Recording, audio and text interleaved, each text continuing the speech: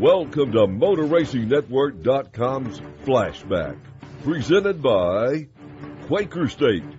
Quaker State, real, durable oil. I'm your host, Jim Phillips. Today, we spotlight the 1971 Yankee 400. The NASCAR Sprint Cup Series was three-quarters of the way through a 48-race schedule in 1971 when it came to the Michigan International Speedway.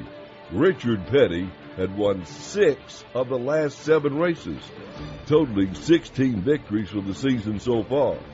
That was 10 more than the next closest driver, Bobby Allison, with 6. Allison would start the event on the outside of row 1, with Super Speedway ace Pete Hamilton sitting on the pole. Now let's join MRN radio anchormen Ken Squire and Marvin Patch in the broadcast booth, August the 15th, 1971, for the Yankee 400 at the Michigan International Speedway, as the Motor Racing Network presents another MRN radio flashback. Good afternoon, everyone. This is Ken Squire speaking to you from the Michigan International Speedway, where the 3rd annual Yankee 400 NASCAR Grand National Stock Car Race is about to get underway. Another of the SPP Race of Champions coming to you from the Motor Racing Network. A field of 40 automobiles have qualified for this event, with Pete Hamilton of Dedham, Massachusetts, on the pole for the first time in a year. The American Brake Block Plymouth qualifying at 161.9 miles per hour to sit up front with a field of cars which is expected to be as competitive as the ones we've seen in the past. And as you know, the drivers feel this is probably the most competitive track which they run in the course of the Grand National season.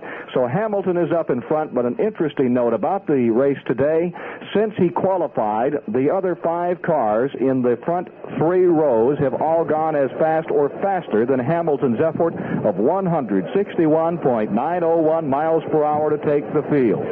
Now, as they line up, we have Plymouth on the pole today. Ford is outside pole. Dodge in the 2nd row, Chevrolet starting 4th. A very interesting mix of automobiles for the Yankee 400, this $75,000 race on this 2-mile facility. It's always a race which sees a lot of lead changes. We have a gray day here in Michigan in the Irish Hills, but it's a great day for a tremendous throng. The largest infield crowd in the history of this track is gathered, and the grandstand is rapidly filling for the start at 1:30. Working with us on today's broadcast, one of the all-time greats of NASCAR Grand National Stock Car Racing, the former Daytona 500-mile champion, Marvin Patch. Marvin, we've got a race today where there are at least 6 potential winners, and right behind the front 6, which ends up with Petty, Cecil Gordon, who says he's going to run harder than he's ever run before, Benny Parsons, a tight contender, Jabe Thomas, who qualified tremendously well in that Hemi Plymouth, Maynard Troyer, the boy from Spencerport, New York, who's been coming on strong in his freshman year on the circuit, Friday Hessler, whose Chevelle has been such a strong runner. This one looks to be as great as anyone we've had here in Michigan. Down in the garage area this morning, talking to the various mechanics and drivers, they seem to have more enthusiasm about this race than any I've seen this year.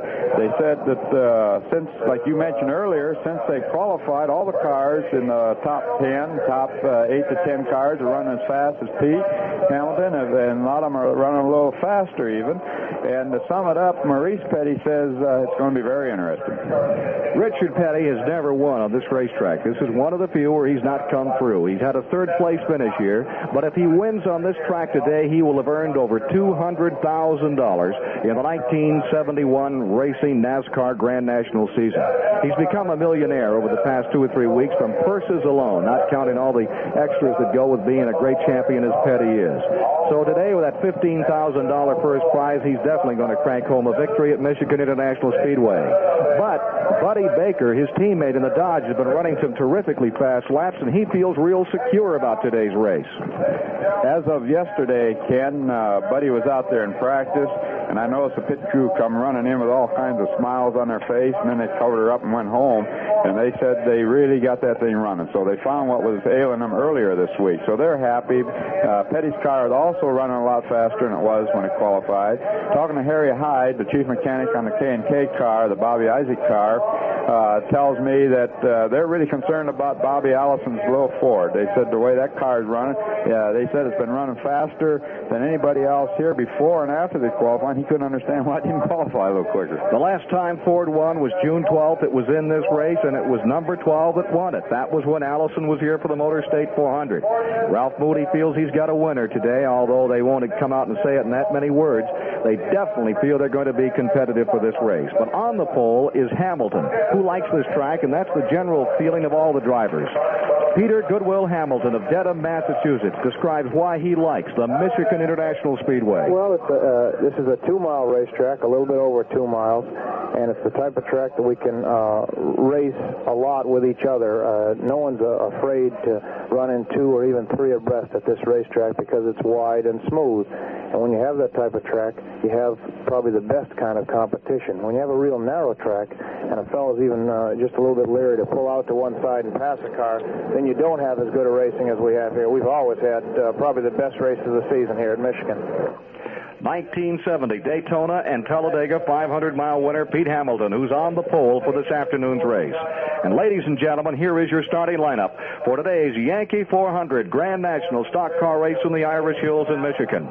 Starting in 40th position, car number 34, the Brandywine Transportation Ford. The driver, Wendell Scott, will be in the last row. Then starting 39th will be car number 44 from McKeesport, Pennsylvania, Tom Gale. He'll be driving in a Ford automobile. Starting 38th today from Skyland, North Carolina, number 45, Bill Seifert in the Garrett Motors Ford. Starting 37th from Chapel Hill, North Carolina, the Williams Racing Ford, Ray Williams aboard.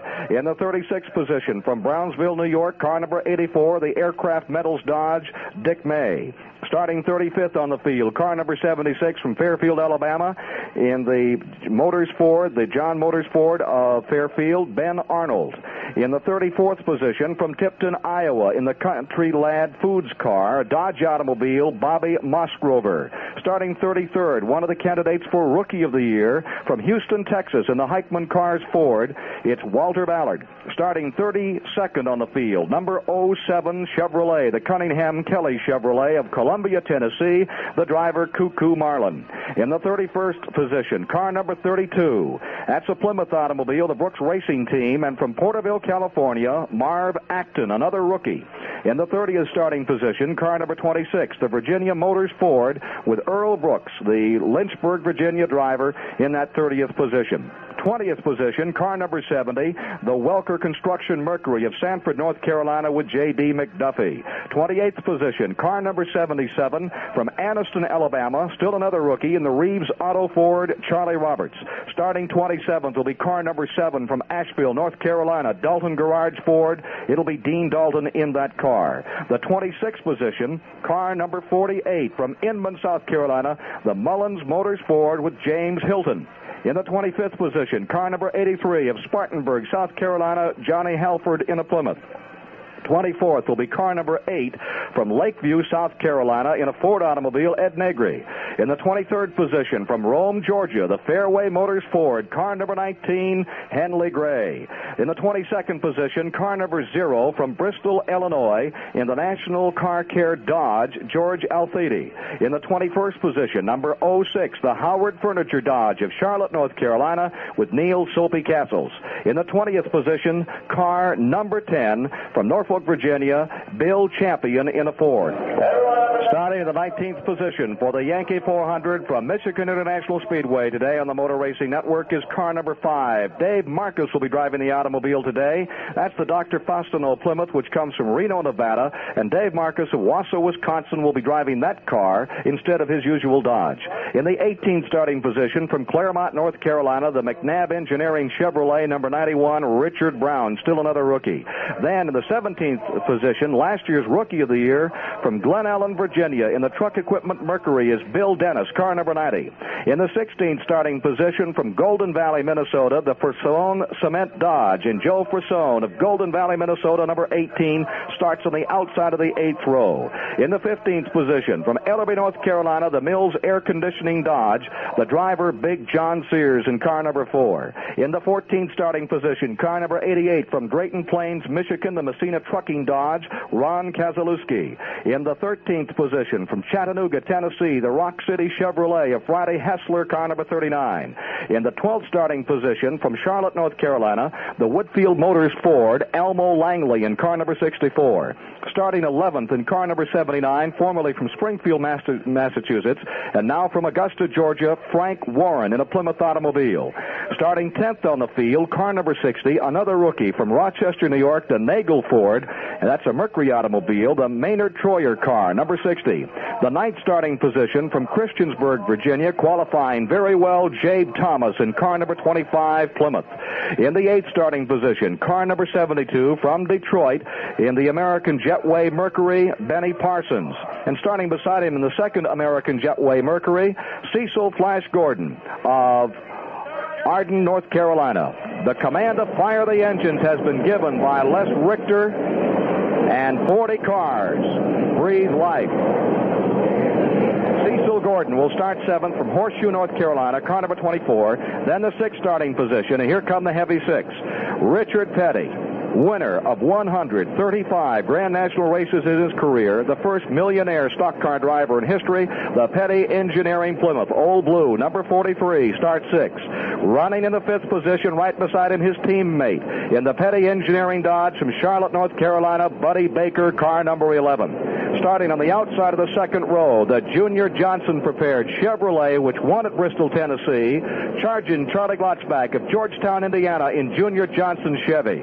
In the 3rd position, car number 71, the K&K Dodge from Catawba, North Carolina, defending Grand National champion, a 2nd place finish here in June, Bobby Isaac. In the 2nd position, outside pole, qualifying at 161.392 miles per hour, the Coca-Cola Mercury from Hueytown, Alabama, leader of the Alabama gang, Bobby Allison. And on the pole, car number 6, the American Brake Block Plymouth from Dedham, Massachusetts, Peter Goodwill Hamilton, at 161.901 miles per hour, has rested that Cotton Owens prepared car in the very top spot. From Michigan International Speedway, this is the Motor Racing Network. Join MRN Radio every Wednesday night during race season for NASCAR Performance Live. Hosts Larry McReynolds and Steve Post talk with the guys that call the shots from the pit box. Chad Knaus joins us. We established our engine program a little bit differently years ago and took it away from having the individual builder and more of a collective group of builders. If you have a question, email us at nplive@nascar.com. It's NASCAR Performance Live, Wednesday nights at 7 Eastern on MRN Radio. Let's rejoin Ken Squire and Marvin Patch in the booth at the Michigan International Speedway as the field gets ready for the start of the 1971 Yankee 400. The field moves down into turn number 1. Here's Dick Whitaker. We'll be watching these cars move through this turn number 1. It's banked at 18 degrees, and they'll be really moving in this turn. Very little braking will be seen as they move through the 18-degree bank first and second turn. It's a real action spot here at Michigan International Speedway. Now the full field passes, laying out beautifully on that turn. It's a wonderful sight any race car fan would love to see. We'll be watching this race as it develops here in the first and second turn, and they'll move down the back straightaway toward Barney Hall in turn 3. Well, the field begins to tighten up as they move down this long back straightaway. This Yankee 400 here today has put together the finest field of drivers and cars to ever assemble here at Michigan International Speedway. This is a driver's track, as Ken Squire said a moment ago, with long straightaways, broad sweeping turns with plenty of room to maneuver in as many as 4 racing lanes. And with names like Richard Petty, Baker, Pete Hamilton, Charlie Glotzback, Bobby Isaacs, and Bobby Allison, plus dozens of others who can and will run full bore all day long, the excitement will really get great here in just a few minutes. Let's go back to the tower and Ken Squires. One more lap, and they will be racing. The front straightaway and the back straightaway are different. This is a dog leg, this main straightaway, with a bit of banking, but on the back stretch it's flat, and getting into turn 3 is a very Dickens of a job on this. We asked Charlie Glotzback what he considered his biggest worry about this track. The biggest worry I've got is trying to keep up. The tires, there's no problem with tires here, and of course this is a new car to us here, but I think we've got it pretty well worked out, so maybe we're not running quite as fast as some of the cars, but if I can just hang in there in a draft, well, I think we'll be able to keep up. Soft-spoken, hard-charging Charlie Glotzback from Georgetown, Indiana, who has the Junior Johnson-prepared Chevrolet on the outside of the second row. And we'll repeat again, all of the front competitors among those top 6 have run times equal or faster than the man who sits on the pole, Pete Hamilton. After practice that first day, Allison, Isaac, Glotzback, Baker, Petty came out here and really got it on, Marvin. To clarify the pit stop on Jabe, Tom, he came in and they checked it looked like they were checking the hood pin, so maybe the hood was a little looser than Jabe liked, and he turned right out, and he's back in the pack, ready to go. The chief steward, John Brunner Sr., has assumed a position behind the steel barrier here in the Irish Hills of Michigan, where the Yankee 400 is just about set to cut loose. John Brunner Jr., Daytona Beach, Florida, the chief starter for the race. Lynn Kukler, the director of the event, and I think all safety crews have a go here. It looks like we're just about set for a start. The pace car has pulled several hundred feet in front of the field as they move down the backstretch at this beautiful racing facility in the state of Michigan.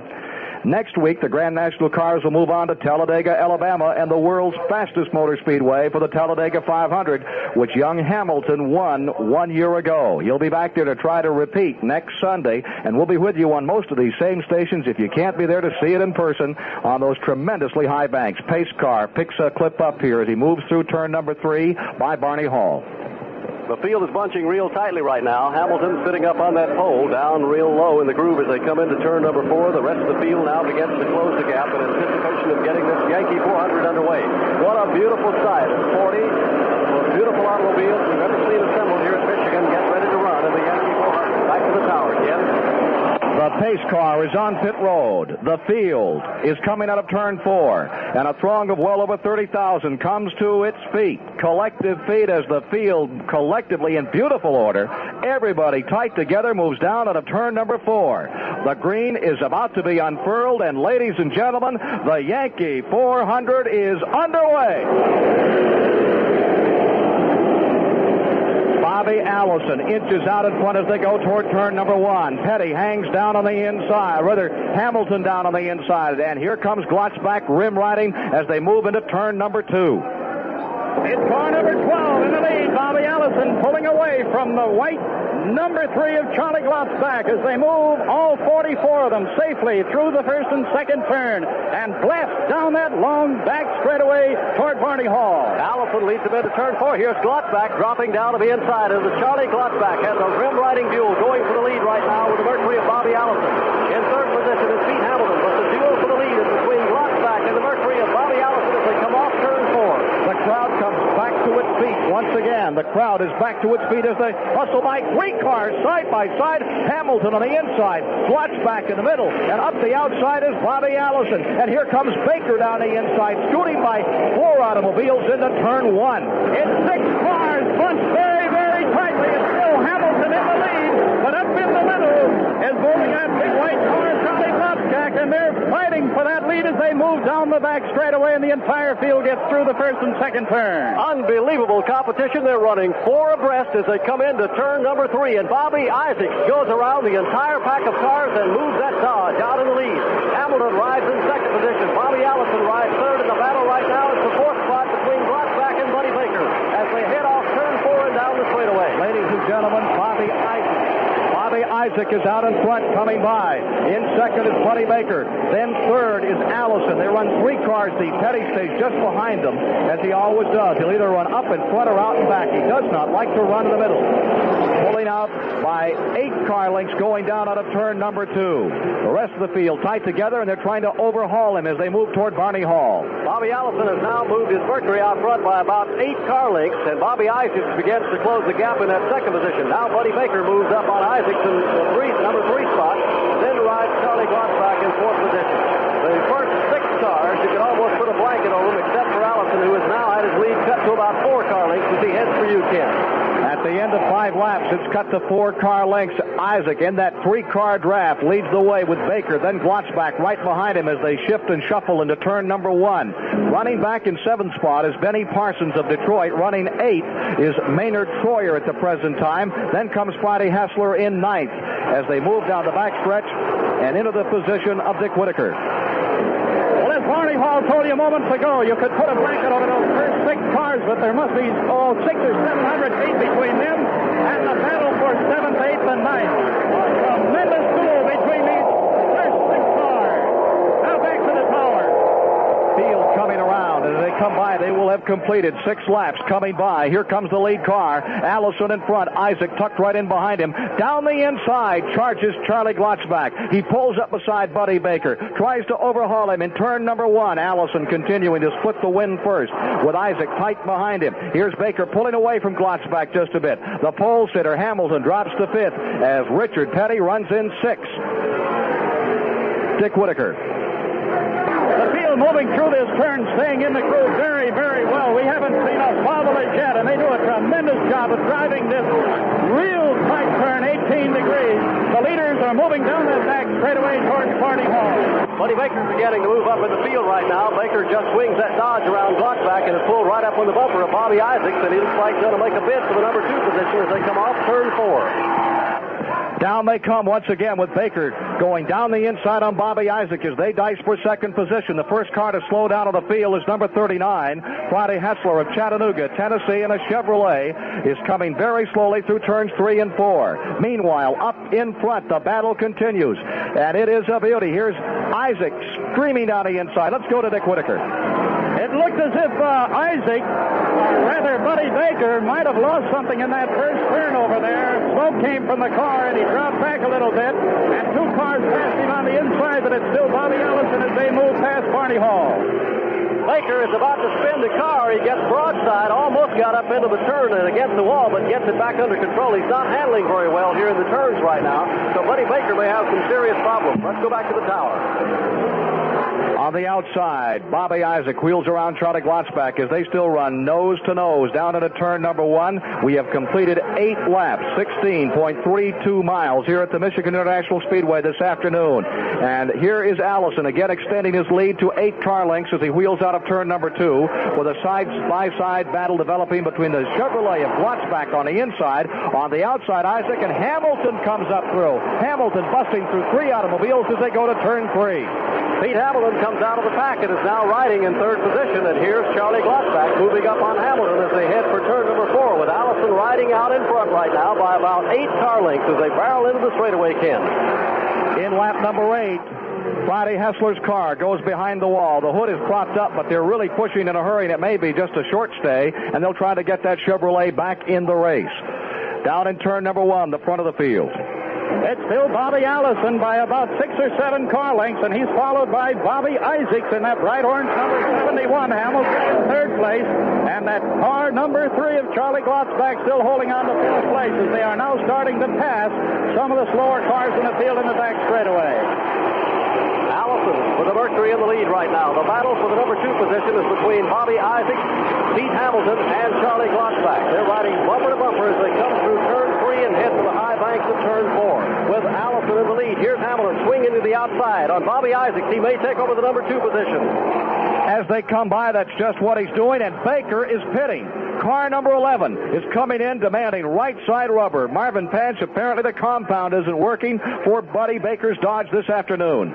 That smoke that they reported in the turns is due to tire smoke. So evidently the car's chassis is either a little loose or maybe he had a tire with a slow leak or something of that nature. It's right side rubber, both front and rear for car number 11, Buddy Baker, as the leaders continue to stream down into turn number 3. Out in front is Allison. He continues to lead now by about 12 car lengths, and it's a side-by-side battle with Pete Hamilton rim riding the Plymouth with the Chevrolet down the inside. Charlie Glotzback in the Junior Johnson car, and they're side-by-side. They can reach out and shake hands as they come across the line to complete 11 laps complete. Isaac is coming in very slowly. A change of right side rubber, and the hood is going up. Harry Hyde himself is on the front of the automobile.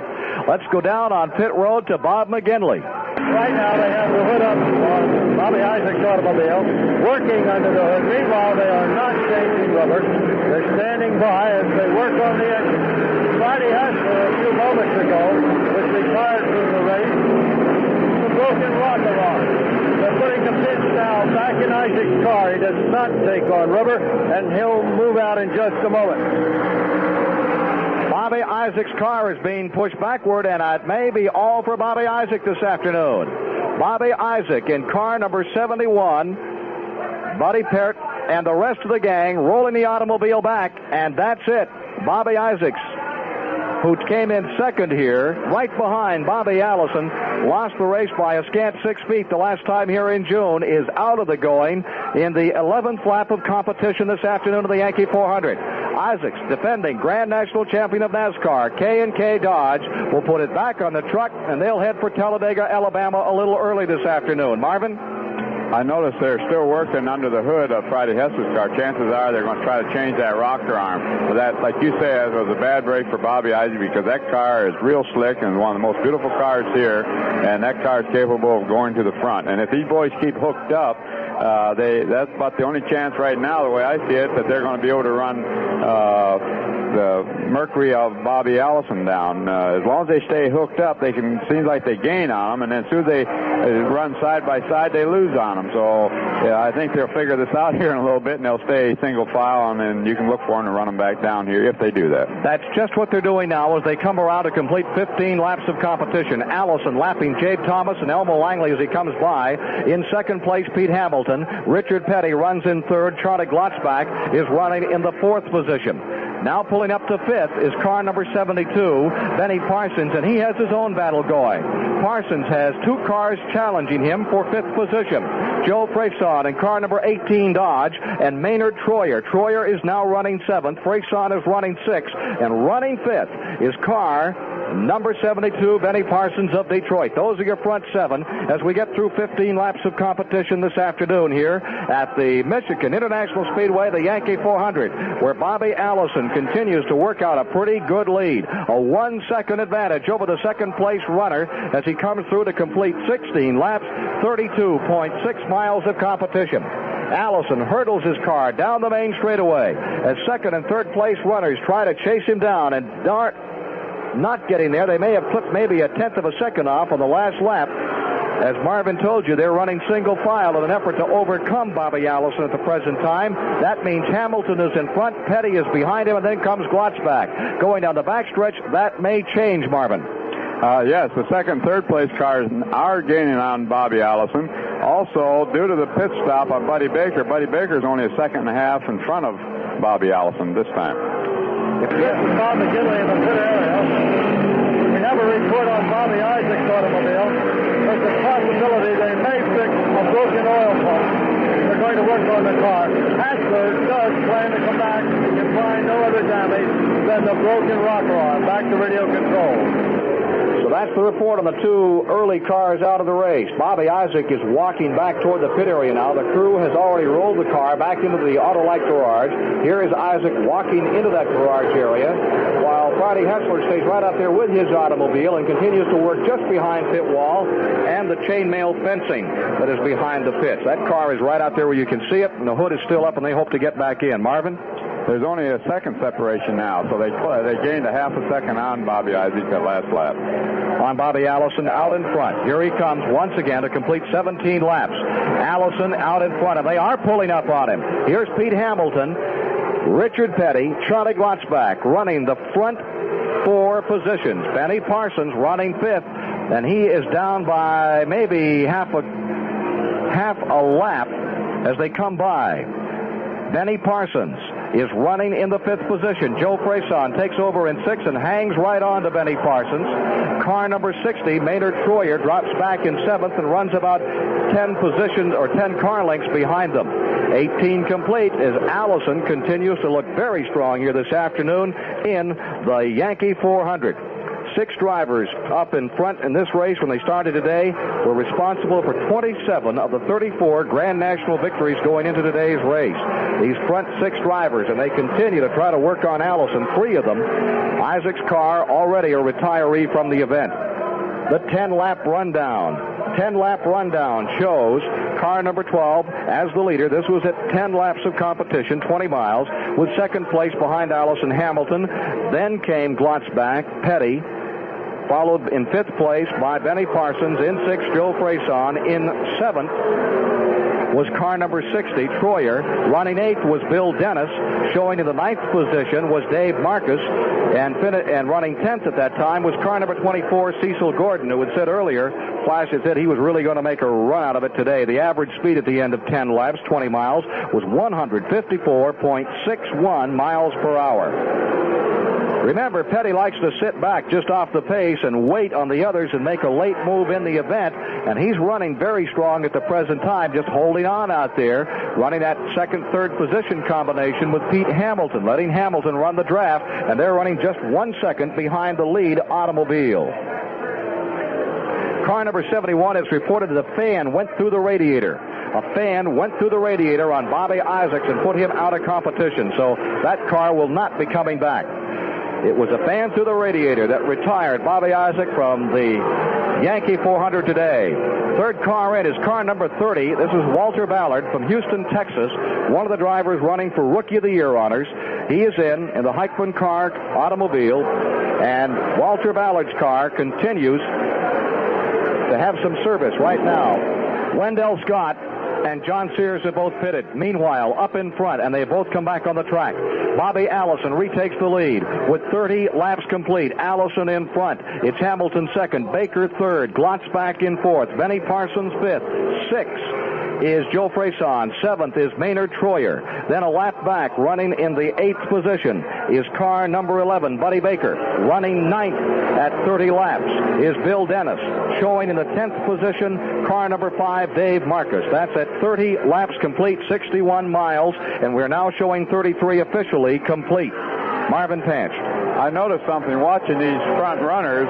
It looks to me that we reported earlier that Pete Hamilton was shutting off a little early getting into the turn. What it is, he's actually set up a little loose, because when he was leading Bobby Allison, he was going into turn just as hard as anybody. But when he gets behind, due to the draft, it does loosen his car up a little bit. So I'd say Pete is running a little bit on the ragged edge of being loose in the rear. We talked to Hamilton about his problems with this track, and he found turn number 3 to be the most difficult. I think most everyone, including myself, was the biggest problem is getting into the 3rd turn here. They had a bump just before you entered the 3rd turn here before, and that's since been fixed and repaved. But for some reason, I think what it is actually is the back stretch is perfectly flat with the ground, whereas the front stretch has some banking to it. And as you go into the 3rd turn, the car makes a heck of a chassis change. You go from a flat turn to an 18-degree bank, and you do it very suddenly. As a result, the cars really want to take off towards the wall. And also, a lot of times here in Michigan, it seems that we have more wind down that back stretch than we do down the front stretch. So the combination of the two gets you sailing off into that corner, sometimes a little bit faster than you want to go. They're going into that 3rd turn at 180 miles per hour here at the Michigan International Speedway. After 33 laps, just 1 second separates the top 4 runners. And they are Allison in front, Hamilton running in 2nd, Richard Petty running 3rd, Sergeant Charlie Glotzbach in the Chevrolet running 4th. Frank Zappelli, the manager of the Speedway, is here with us for just a moment. Frank, it's another typical Michigan race. Who's going to win? Well, at this point, I don't think I know, but I'll tell you, I'm just so proud of the way these fellas are running. It's another great Michigan race. Any estimate on the crowd yet, Frank? It looks to be another tremendous Michigan throng. No, it's a little too early for us to have the estimate. We'll know in about an hour. Okay. Nice to have you with us. And another great event here at the Michigan International Speedway, which all the drivers, general acclamation, say is just about the finest speedway they get an opportunity to run on.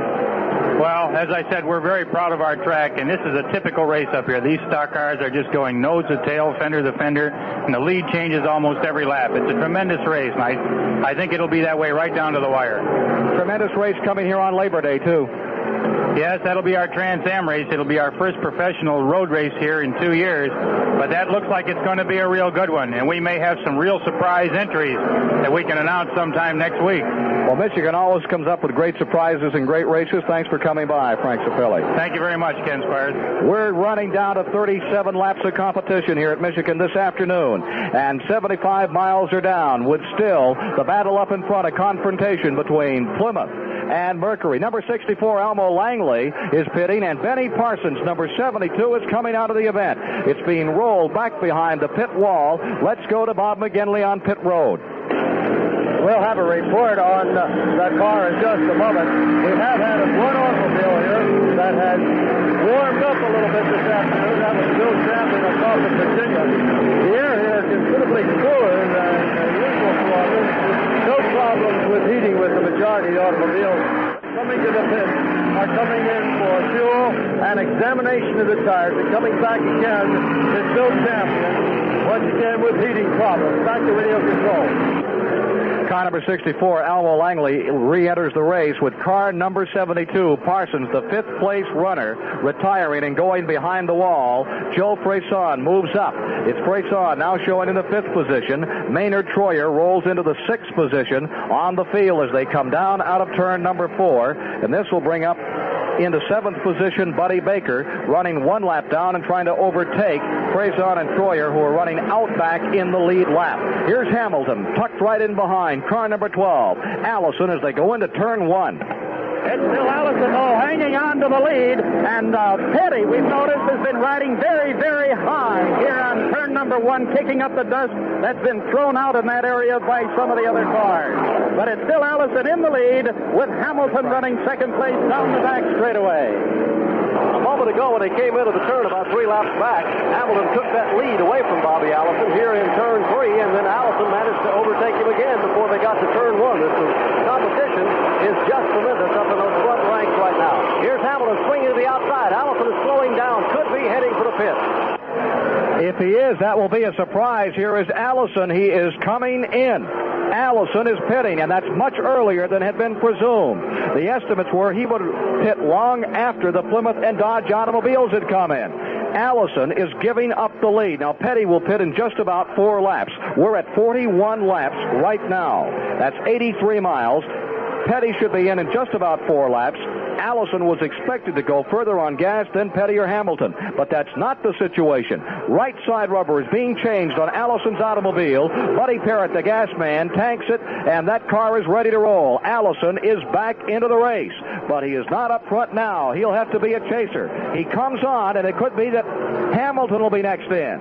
Here comes Pete Hamilton headed for pit road, and they're coming in for scheduled pit stops in the Yankee 400. George Eltidy, Henley Gray are now pitting their automobiles. We're up to scheduled pit stops. Ray Williams at Chapel Hill, North Carolina, has pitted his car. Bobby Musgrover from Tipton, Iowa is in, and Big John Sears in the Panther Purple Dodge, number 4. Here's Henley Gray's car being rolled back, and it will go into the pits.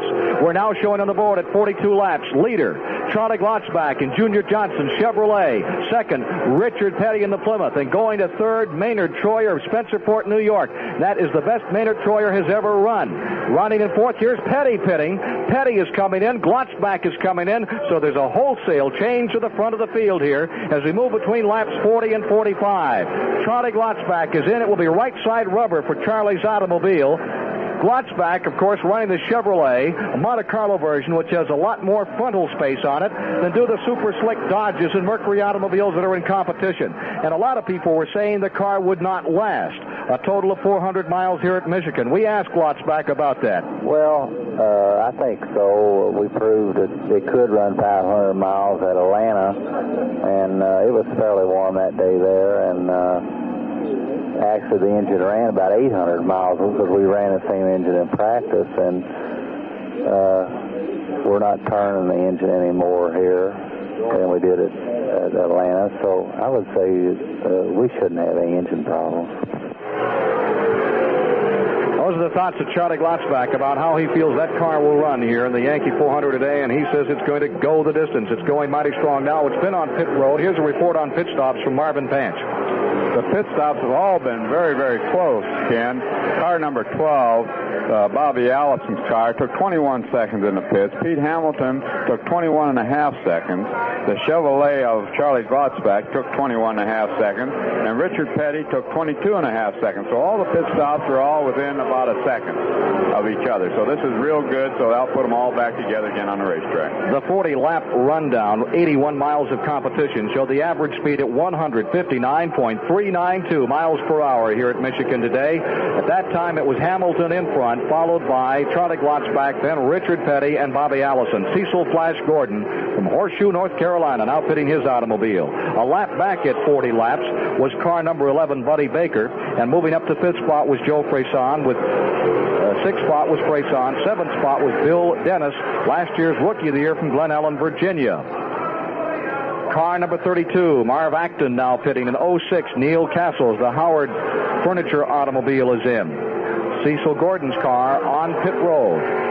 So as the field continues at 45 laps of competition, here's Gordon getting back in the race, and what kind of a stop did he have? 23 seconds on Cecil Gordon. Bobby Allison will again take the lead as the entire field comes in under green to fit their automobiles. Allison will be going back in front. On pit road, here's Bob McGinley.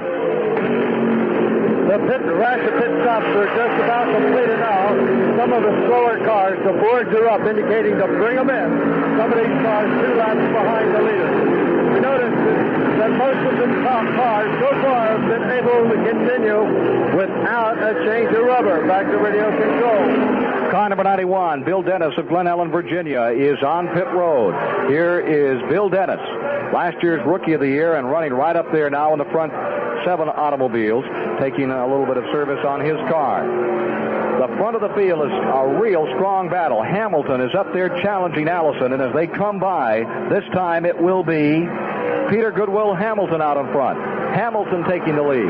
Now on the backstretch, Allison pulls in front. They come out of 2 and down into the long backstretch with Allison showing the way. Hamilton dropping back to second position.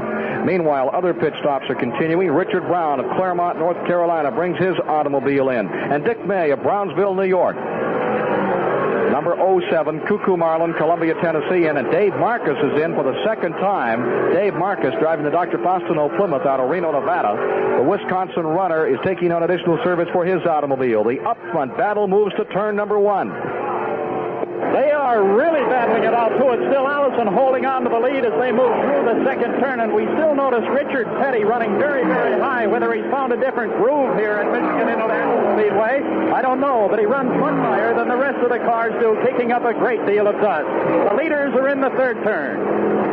Allison rides out front by just about a car length right now. Hamilton pulling up on him as they come into turn number 4. Pete's having to run a little bit high in this third and fourth corner, and it may be just as Marvin said, the car's a little bit looser, and that's where he's losing ground. He's gaining on him right now as they head to the start-finish line, Ken Squire. It's a bumper-to-bumper duel. Ed Negree has been on pit road for several laps now with a hood up, and they continue to work on his car. Jabe Thomas of Christiansburg, Virginia, is back in for additional service. In turn number 1, Bobby Allison stretches his lead to 3 car lengths and hustles down into turn 2 as Hamilton tries to overtake him moving out of that turn. Here's Hamilton challenging on the inside. Hamilton pulls up. It is the Cotton Owens Plymouth running door to door with Allison. They move into turn number 3. Allison drops back. Hamilton takes the lead on the inside. Hamilton shoots that machine right out around him again, and the duel is tremendous in these turns between Pete Hamilton and Bobby Allison. They've been running this way all afternoon. Here's Allison closing up as they hem off that turn 4 and head for UKIN. Allison goes down the inside as James Hilton pits his automobile. It's Allison challenging Hilton in turn 1. They're side by side in turn 1, taking it very smoothly with Hamilton on the high side, Allison on the inside, and Allison has taken the lead in the second turn. In the meantime, Richard Petty moving out very, very well, about several hundred feet behind the leaders. The leaders now, with Allison about a 3-car length over Hamilton, move down the back straightaway. That battle continues. Hamilton first in the lead, then Allison, then Hamilton. It has been that way all afternoon. But right now, Bobby Allison in that Coca-Cola Mercury enjoys about a 2-car length separation over second position as they head off turn 4. Coming by the leaders, Allison in front, Hamilton tucked right in second place. That's the way they are as they complete 50 laps, 102 miles of the Yankee 400 from Michigan International Speedway. This is the Motor Racing Network. When the race is over, the world of racing keeps turning. You know, the fans, they've voiced their opinion. And where will you turn to hear what NASCAR newsmakers are really thinking? If the fans say they want us to start, the third restart in reverse and switch around 2 laps later and run forward, we're probably going to do it. I'm Joe Moore. Each weekday, Ned Jarrett's World of Racing tackles NASCAR's most pressing issues. Join me for Ned Jarrett's World of Racing, weekdays on the Motor Racing Network. The first 60 laps of the 1971 Yankee 400 had been clean and green, with Bobby Allison and Pete Hamilton battling back and forth for the top spot. Let's rejoin Ken Squire in the broadcast booth at Michigan. 10-second separation between the first and third place automobile as they run at 60 laps. 60 laps now complete, 122 miles. Allison in front. Hamilton tagging him and going down the inside him on him in turn number 1. With Charlie Glotzbach showing in the third position. Running fourth, Richard Petty. Fifth, Buddy Baker. And the speed stays right up there, 157 miles an hour. The front 2 automobiles move into turn 2.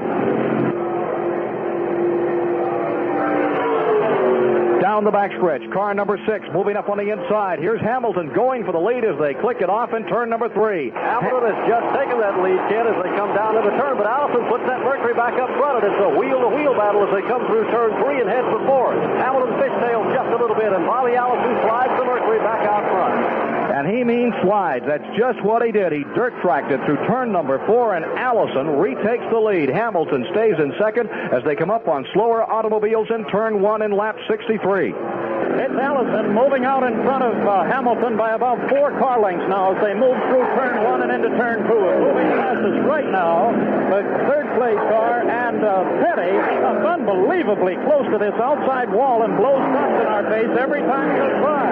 It's interesting the different routes that these cars take on this racetrack. The leaders are in turn 3. Must be fantastic the way they have the Allison car set up to handle. Bobby can run high, he can run that middle groove or that low groove, and that's the only advantage he has over Pete Hamilton right now, is handling in the turns. They come off turn 4 and head for UCAN. Down they come to complete lap number 63, and they're working lap 64 with Allison still in front. Hamilton drops the Plymouth on the inside in a tremendous nose-to-nose battle toward turn number 1. Here's Marvin Pants. One thing that I'd like to mention is that we have a report with Richard Petty running up real high, up kind of out of the groove up near the guardrail. But Richard is real smart and real sharp, and what he's doing, he's trying to brush the loose stuff off the top, so later in the race he can run right up next to the rail, and the groove will be up there. Also, he'll already be set up to run there, so he'll have a big advantage later in the race. And another thing Richard knows, that once in a while a tire will cut or blow, and it's the best place to be is right out next to the guardrail, so you don't hit it near as hard as you would if you were running down lower on the racetrack. So Richard's real smart, and he's playing driving a real smart racer. That sounds like an old Marvin Pants trick. I just wish I was half as successful as Richard has been. Well, you came along pretty good there in the early years and one of the first Ford team members. I got old too quick. You definitely did. Now, if you roll your wheelchair back here, we can get on with this race. We're now showing 64 laps complete. And the Yankee 400 coming to you from the Michigan International Speedway. Ken Squire and Marvin Pants with you here in the tower to bring you all the excitement of this tremendous NASCAR Grand National event here at Michigan. They move right on. Here's Elmo Langley pitting to Talladega, Alabama. They'll be running there next week at Talladega, and that will be some kind of an event, as it always is at the world's fastest motor speedway. As you know, Bobby Isaac in the K&K Dodge turned that track for one lap at an average speed of over 200 miles per hour. And if you can't be with us in Talladega to enjoy it, then we'll to be with us on the Motor Racing Network for every second of thrilling competition there. The 60-lap rundown here at Michigan this afternoon. 122.4 mile-an-hour average with Allison in front, Hamilton running second, Glotzbach third, and Petty in fourth. The front four cars in the same lap. Running in fifth position, Buddy Baker. Running sixth, car number 60, Maynard Troyer. And running seventh is car number 18, Joe Frisson of Golden Valley, Minnesota, in the Frisson Cement Dodge. That's his daddy's company up there. He and his dad are in the cement business. He's built like a block of cement. Hefty character who really gets around and is very famous not only for his driving ability earned on the short tracks of Minnesota, but for his famous black hat. It is the most wilted black cowboy hat in the history of the sport. It sure is, and I would like to add that the cars are running better than 156 miles an hour every lap. It just seems like that's the magic number here, 156, 157. Big John Sears of Ellerby, North Carolina, rolls his car back behind the wall. And this McKinley in the pit area. Big John dropped the clutch in his tanker paint number 4, and Dave Marcus put his car behind the wall over him. That was a 70 Plymouth. Back to radio control. Big John can do that all by himself. In fact, he looks big enough that he could pick that car up and carry it back if he felt so moved. It's a confrontation between Mercury and Plymouth here in the Yankee 400 this afternoon. At the present time, Bobby Allison, leader of the Alabama gang from Hueytown, is out in front, and the New Englander, Peter Goodwill Hamilton of Dedham, Massachusetts, are running nose to nose, tail to tail around this beautiful 2-mile racing facility in the Irish Hills of Michigan. And neither is relenting in his campaign to win the Yankee 400 this afternoon. Hamilton, who won 3 of the big superspeedway races last year at Daytona and 2 at Talladega, running beautifully here today after qualifying on the pole. Bill Champion's car number 10 is again coming down on the pit road. But it's an up-front battle with third spot still containing Junior Johnson's well-prepared car. Turkey Minton, Herb Nabb, and the boys from down there in North Carolina have very carefully put that Monte Carlo Chevrolet together, and they mean to win this one if possible. They're running about 5 seconds behind the leaders, who are running side by side into turn number 1. They've completed almost their entire lap side by side with Pete Hamilton on the inside and Bobby Allison on the outside. Now Allison gets the better of the deal and pulls the car length out in front of Hamilton as they move around the second turn. And incidentally, you might take note of your stopwatch and check the distance between the first and second place cars and the third place cars. I think that Allison and Hamilton are really moving away from third place. The leaders are in turn 3. Allison now enjoys about a 2-car length separation over Hamilton, and the battle is tremendous all around the speedway between the Mercury and the Plymouth as they come off turn 4 and head into that long straightaway. 2 cars running together in a draft will run faster than a car by itself, and that's the situation that's drawing Bobby Allison and Pete Hamilton away from the remainder of the field, made up of third place Charlie Glotzbach, fourth place Richard Petty, fifth place car number 11, Buddy Baker, 6th, Joe Frisson, and 7th place at the present time, Maynard Troyer. Back on pit road comes Bill Seifert. Seifert in for an unscheduled stop. The Skyland, North Carolina runner in the Garrett Ford has the hood up, and service continues on his automobile. Ed Negri, after doing quite a bit of work on his car, is back on the racetrack. Elmo Langley's car and Bill Champion's car both seem to be having heating trouble. They both took on water on their pit stops. Allison and Hamilton now have a straightaway lead over third-place runner Charlie Glotzbach in the Chevrolet here at Michigan International Speedway. Ed Negri has completed long repairs, lengthy repairs behind the wall on his car number 8, and he, the driver from Lakeview, South Carolina, in a 69 Ford, is now back in the competition of the Yankee 400. We're showing 73 laps complete, 148.92 miles in the 400-mile distance this afternoon. Tremendous race here. Pete Hamilton sat on the pole. He told us before the event that sitting on the pole for this race is as much for the mechanics as it is for the drivers, because after the first shot out of the cannon going down into the first turn, that lead gets swapped around all the time. But it's a great break for those boys who work so hard on the cars and never get an opportunity to make themselves known. They take a lot of pride in sitting on the pole at any racetrack. And of course, next week at Talladega, Alabama, that's where you really want to get it on, because when you qualify there on the pole, you're on the pole in the fastest super speedway in the world. Here is Ed Negri's car back behind the wall once again. He came out and turned a lap or two. Once again, the white and black car number 869 Mercury is back behind the wall. This McKinley in the pit. Ed Negri picked up some parts from some of the other independents here in the pit area, worked on that carburetor, went out on the track, and he's back, not giving up. They're going to get it fixed and go again.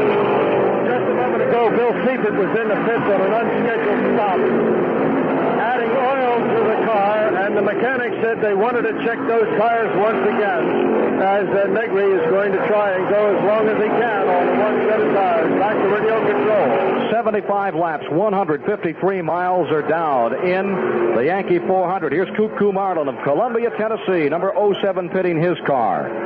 10 other cars made passes during the last lap. Good races are throughout the entire field at the present time as there's a lot of dicing going on. We'd like to welcome a new station to the Motor Racing Network today, WMAS in Springfield, Massachusetts. Joining the Motor Racing Network for the broadcast of the Yankee 400 with the greatest automobile spectacle there is, the NASCAR Grand National competitors here in Michigan. WMAS in Springfield, Mr. Sherman and company, delighted to have you with us.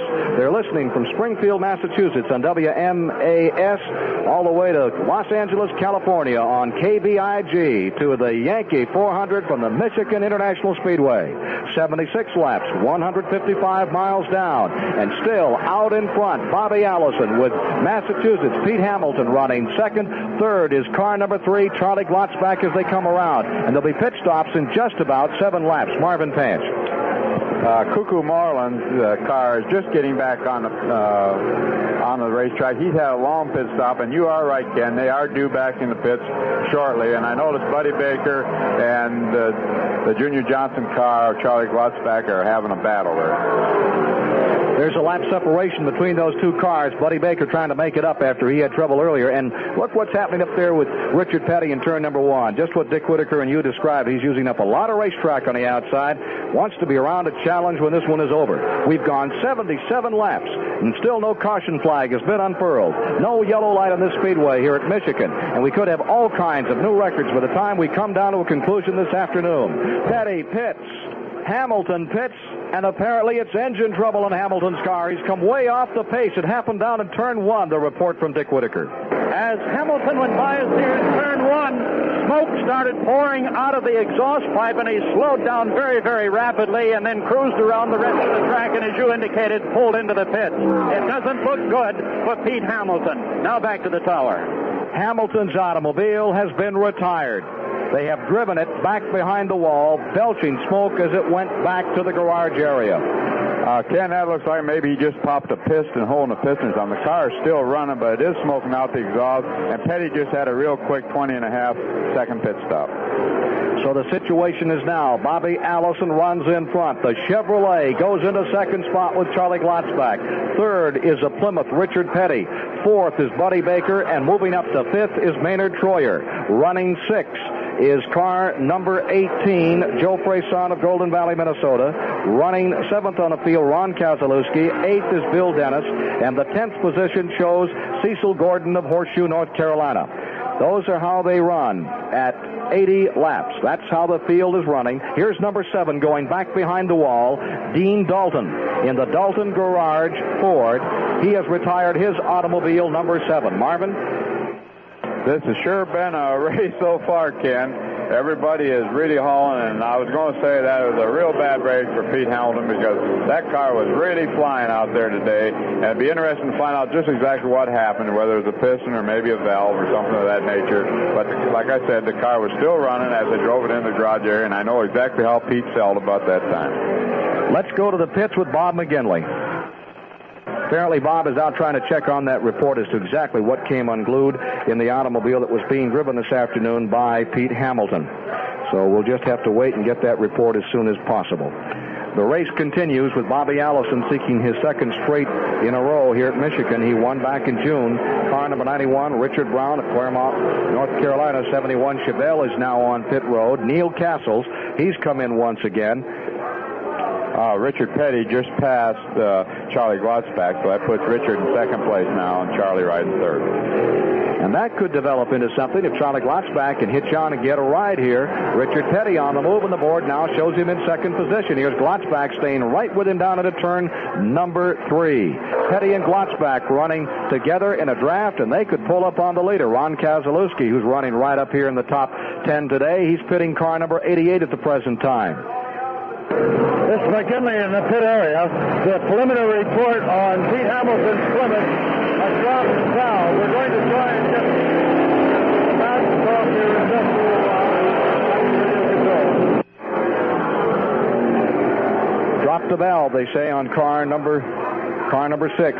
And Cotton Owens' automobile is in. Here's 18, Joe Freyson of Golden Valley, Minnesota, easing onto pit road in that wild red and yellowish-orange car number 18, and they're putting tires on that car. Marvin? I just wanted to mention that Bill Dennis had a pretty quick pit stop. He took on a couple of tires and back out on the racetrack, and we got the clock now on Joe Freyson. It's about a half-lap advantage that Bobby Allison has pulled out over the second and third place runners. It's Mercury in front, Plymouth in second, Chevrolet now runs in third with Dodge in fourth in the Yankee 400. Petty and Glotzback running in a draft and trying to overtake the leader, and they've got a lot of making up to do, but a caution light could put them all together. It's been caution-free thus far. There hasn't been one slowdown in the race. They are just standing on it, everybody working well, the cars working beautifully, and no serious difficulties have been recorded yet today. Joe Freyson took a 38-second pit stop. They had trouble with the right rear wheel, which took so long. Marv Acton of Porterville, California, has come in and out of the pits, a 21 and 1/10 second advantage over second and third place runners by Bobby Allison over Richard Petty and Charlie Glotzback. Here they come again, your second and third place automobiles coming by to complete their 94th lap of competition. Working lap number 95, stretching up towards 100 here. We'll get the halfway mark just a bit before we get the 100 laps. They only run a total of 197 laps on this track. It's a little over. It's 2.04 miles around this course, so at 98 laps, they'll be getting the halfway sign. 98 laps, they'll be getting the halfway indicator on the field. The Yankee 400 with Bobby Allison setting the pace out here and doing it neatly in this car number 12. A lot of the people said he would be the guy to watch today, and Marvin, what they said is what is happening. It sure is. He's really been putting it on today. He's been real strong from the start. Of course, it's awful early in the race, and it really doesn't mean anything yet because anything can happen. One thing I did notice down here in the pit, car number 32, Marv Atkins, something you don't see very often anymore, Ken. I believe he's only got one pit man on his car because the man had to put the gas in and run around and check the tires. Rookie Charlie Roberts of Anniston, Alabama, in the Sonny King Motors automobile is in. Car number 77, the Sonny King Motors Ford automobile. Charlie Roberts is on pit road, and he gets a chance to race at home next Sunday at Talladega, Alabama. Hey, Les Richter, you've done it again. You've got a great crowd and a tremendous race. Thank you, Ken. It turned out to be pretty good after a slow start because of some dismal weather, but we're very pleased, and we got a great race going on out there. And as I said before in visiting with you, that this is the greatest racing that there is in the country. And I understand that the network is expanded, and back in my hometown, back in California, we got KBIG on the network. So I want to say hello to everybody in California, and then talked to Bill France Sr. this morning, the president of NASCAR, and they have a big open house at Talladega this weekend, and they're listening to the network on the PA system, he said. And I want to say hello to everybody down there, and they better get their tickets because they're going to see a great race at Talladega and the rest of this year at Charlotte and Darlington and all the way along. This is great racing. Yeah, we were just saying they're listening all the way from Springfield, Mass. today on WMAS in Springfield, all the way down to KBIG in Los Angeles, as we're nationwide with this tremendous battle, and Michigan has never let us down. You've given us great races every time we've been here, Les. Well, we're very pleased. This is the third race that we're featuring here at MIS this year, Ken. On Labor Day weekend, we have the Wolverine Trans Am, the SCCA sports car race, and I hope a lot of your listeners that are nearby will join us on Labor Day weekend. Les, we want to go right to the pits. I think Bob McGinley has one of the great stars. Here's Buddy Baker pitting, one of the great stars of NASCAR racing, possibly with him at this moment. Let's check in with Bob McGinley. Pete Hamilton is still in conference back in the garage area. We can see him talking with the officials there. We're trying to get him out here as soon as we do. We'll have it on the air. Back to radio control.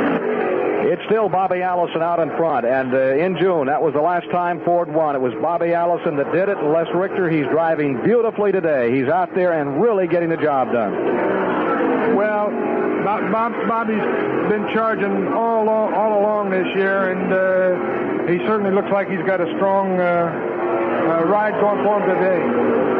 This Michigan track continues to be, and all the drivers were in agreement. Everyone we talked to said this is the most competitive place we run. We love it because it's wide enough so we can get out there and do our thing, and it's also fast enough so we can do it with the feeling that we're really entertaining the fans. You know, Ken, and if anybody wanted to have a real thrill, they would have been here for the first 4 or 5 laps at the start of this race, and watching those cars going around, it was something else. But I'll turn it back, and I do appreciate saying hello to everybody, and we hope that they'll support racing wherever it is in the United States. Les Richter, the man that they traded a whole football team to get for the Los Angeles Rams, who has put his heart and soul into stock car racing and has done one magnificent job here at Michigan. Here is Frank Warren, Augusta, Georgia, bringing car number 79 down on pit wall. I have with me now Pete Hamilton, who just a few moments ago went to the garage. Pete, what happened? Well, I guess we've lost the motor, Bob. Near as I can tell, it just down the end of the straightaway where I started making the cut going into the turn, it just let go there, and the water come off the exhaust pipe, so I guess we're all done for today. Well, Pete, early in the race there, you were staying right on the tail of Bobby Allison and his nice jam. Was that part of your racing strategy?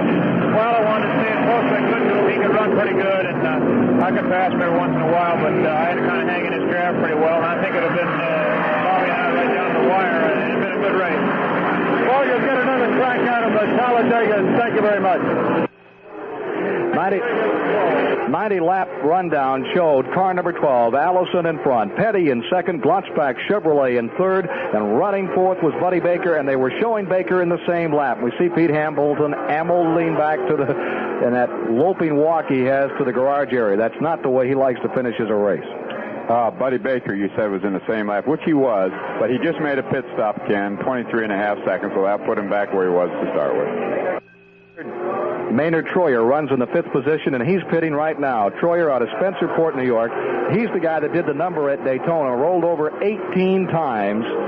You saw it on TV. It was some tumble he took, and 1 month later, he was back in competition in Atlanta. He's made a lot of the big races, and right now he is shown in the 5th position, and 6th is Cecil Gordon. 7th is Jabe Thomas. He's having a great day. 8th is James Hilton. 9th is Bill Dennis, and 10th from Golden Valley, Minnesota, Joe Frisson. Stays right in here and battles it out among the greatest stock car drivers in the world, the Grand National Stars of NASCAR.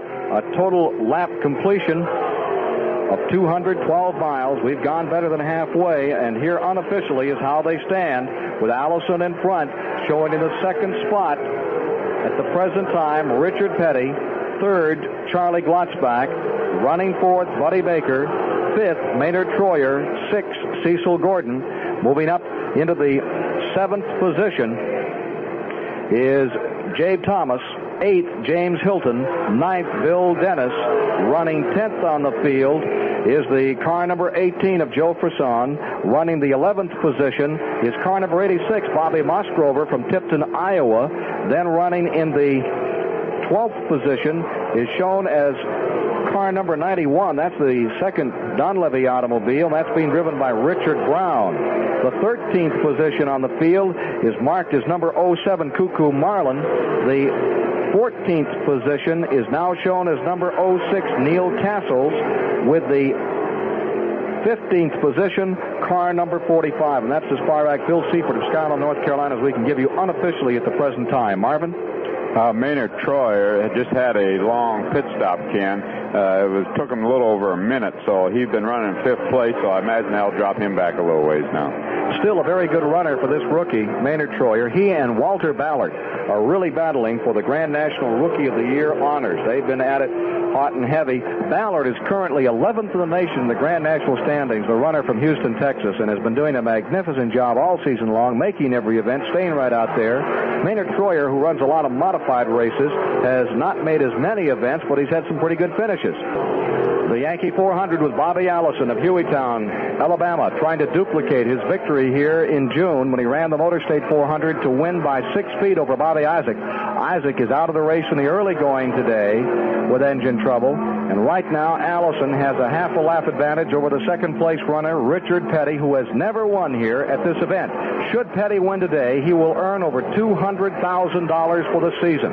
It continues to be Allison in front, and then a hot diggity dog battle for second place with Charlie Glotzback hanging right on the Chevrolet to the Petty Plymouth as they wheel into turn number 1 in the 109th lap of this event. Running in the 4th position is Buddy Baker in a Dodge, and showing 5th on the board is number 60, Maynard Troyer. Now, he may have lost enough time to push him back a slot, and we'll know in just a moment on the rundown if that is the case, but they're still showing Troyer, the rookie, up in the 5th position. Working 110 laps now. Leader moves down into turn number 1. Bobby Allison running very well here today. He likes this racetrack. We had a chance to talk with Allison about the track and specifically where you lift off, where you get off the throttle on this track. A lot of drivers on Super Speedway set up a point where they step off the throttle, back it off to get it into the turns. Allison didn't feel that way about this track. No, really, sometimes depending on where you are or what cars are around, you lift at a different place, or you can go a little deeper one lap. If your tires are a little cooler, you can go in deeper, or if you got them heated up, sometimes you can back off way early and help yourself. So you just kind of drive the pattern that the car calls for at the particular time. The lead has been cut to 19 and 9/10 seconds. Now, there's 2 seconds that have evaporated, almost 3. It was 21-2, and they continue to clip it off here as the second and third place cars in draft continue to pull up. If anybody's got to run with a trouble-free cooling system in their car, it's NASCAR stock car drivers. Drivers who punish their cars without mercy over blistering hot pavement for hours on end. Well, here's something to think about. Your car's engine and radiator have to take just as much punishment as theirs. Those highways you drive are just as hot, and those crawling traffic jams plus air conditioning can be just as murderous on your engine. And like Fred Lorenzen, Bobby Allison, Richard Petty, more than 2 out of 3 NASCAR drivers, you ought to get STP Keep Cool radiator treatment going for you. STP Keep Cool scientifically lowers the coolant temperature to give your engine the chance to dissipate more heat than ever before. Keeps dangerous rust and sludge from building up and helps keep the water pump lubricated and doing its job. On a red-hot racetrack, a margin like this can mean a checkered flag parade lap. On the highway, it means an extra margin of safety against overheating and vapor loss. Have your service station add STP Keep Cool radiator treatment to your car's radiator today. It takes the heat off your engine. Give your car the racer's edge from STP. Marvin Pinch.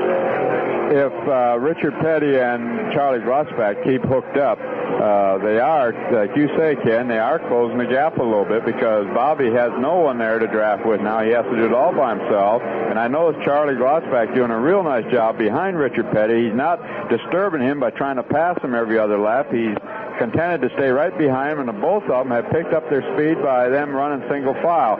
So we'll just have to keep an eye on and see how that works out here in shortly.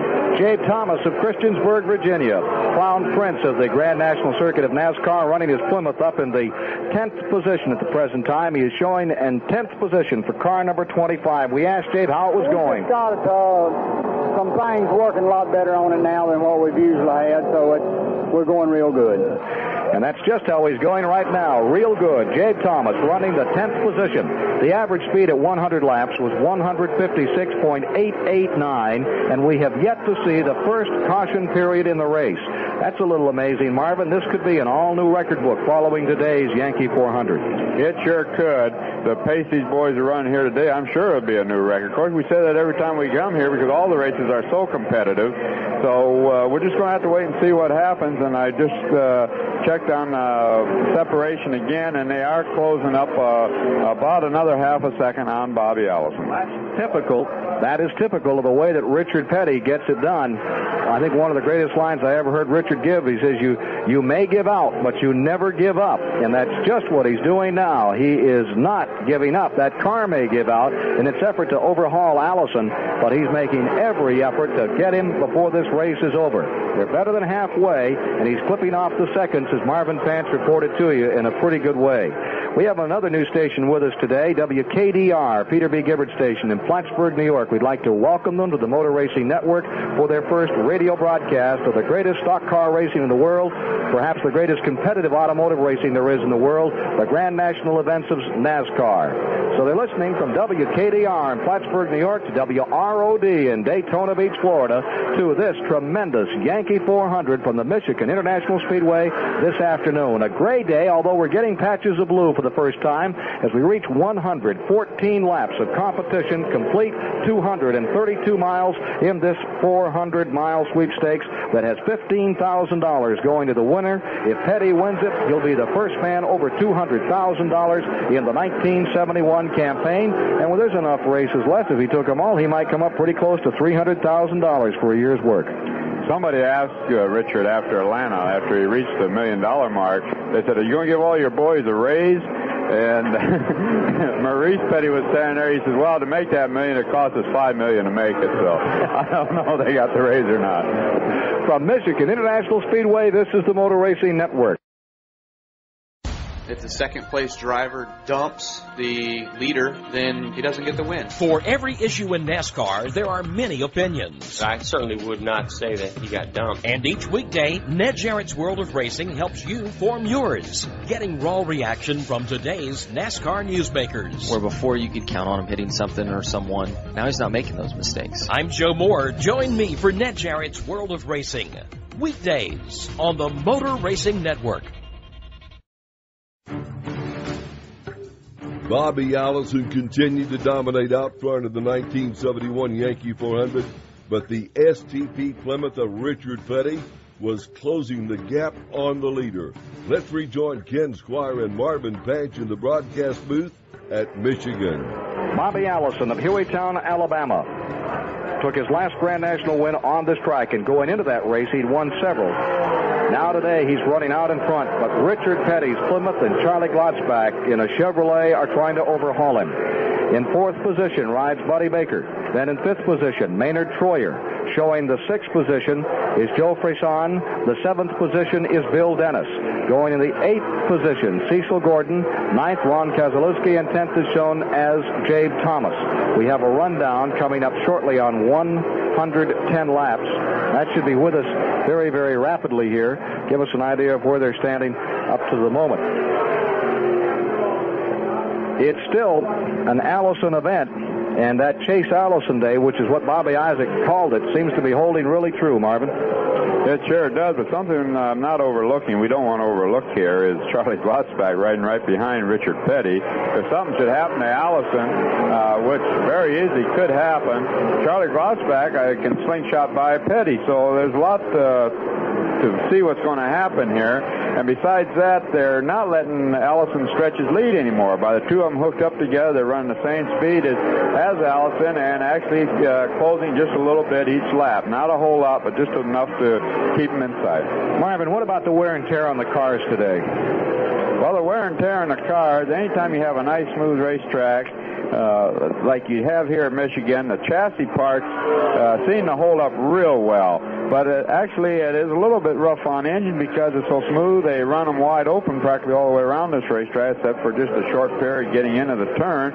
So this could take a toll on engine because they're putting them through a lot of strain. In the case of Pete Hamilton there, as tight as he was turning that engine, he was really getting the job done there, switching back and forth, and it took a toll on his engine. So this could happen. I would say Petty is probably geared just a little bit higher than Pete Hamilton. That's why Petty's trying to run high and trying to save his car, along with Charlie Glotzback drafting on him. Those two cars should stay together real well. Actually, the car that's really laboring the hardest right now would be Bobby Allison's car, because he's fighting the wind all by himself, and he has to keep it going because he knows if he backs off any, he's going to have company.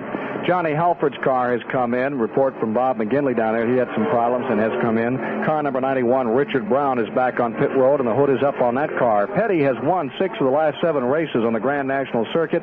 He won just about everything on the Northern Tour this year. He won Trenton. He won at Islip. He won at Albany, Saratoga. And I'll tell you something. Yesterday here, there he comes by, completing his 120th lap of competition.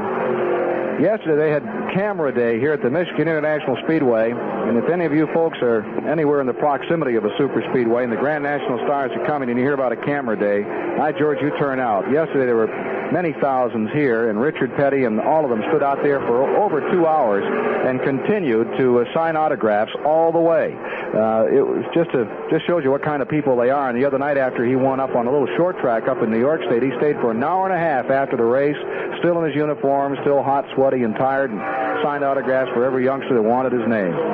Here comes Petty by, and as he comes by, Charlie Glotzback right with him as they continue their move in a draft, 2 automobiles to pull up and try to overhaul the leader, Allison. Allison is up in turn number 3 right now, as down in turn number 2 goes that combination of automobiles, the Petty Glotzback combination that is running as a train out there trying to move up. Bill Seifert going back behind the wall.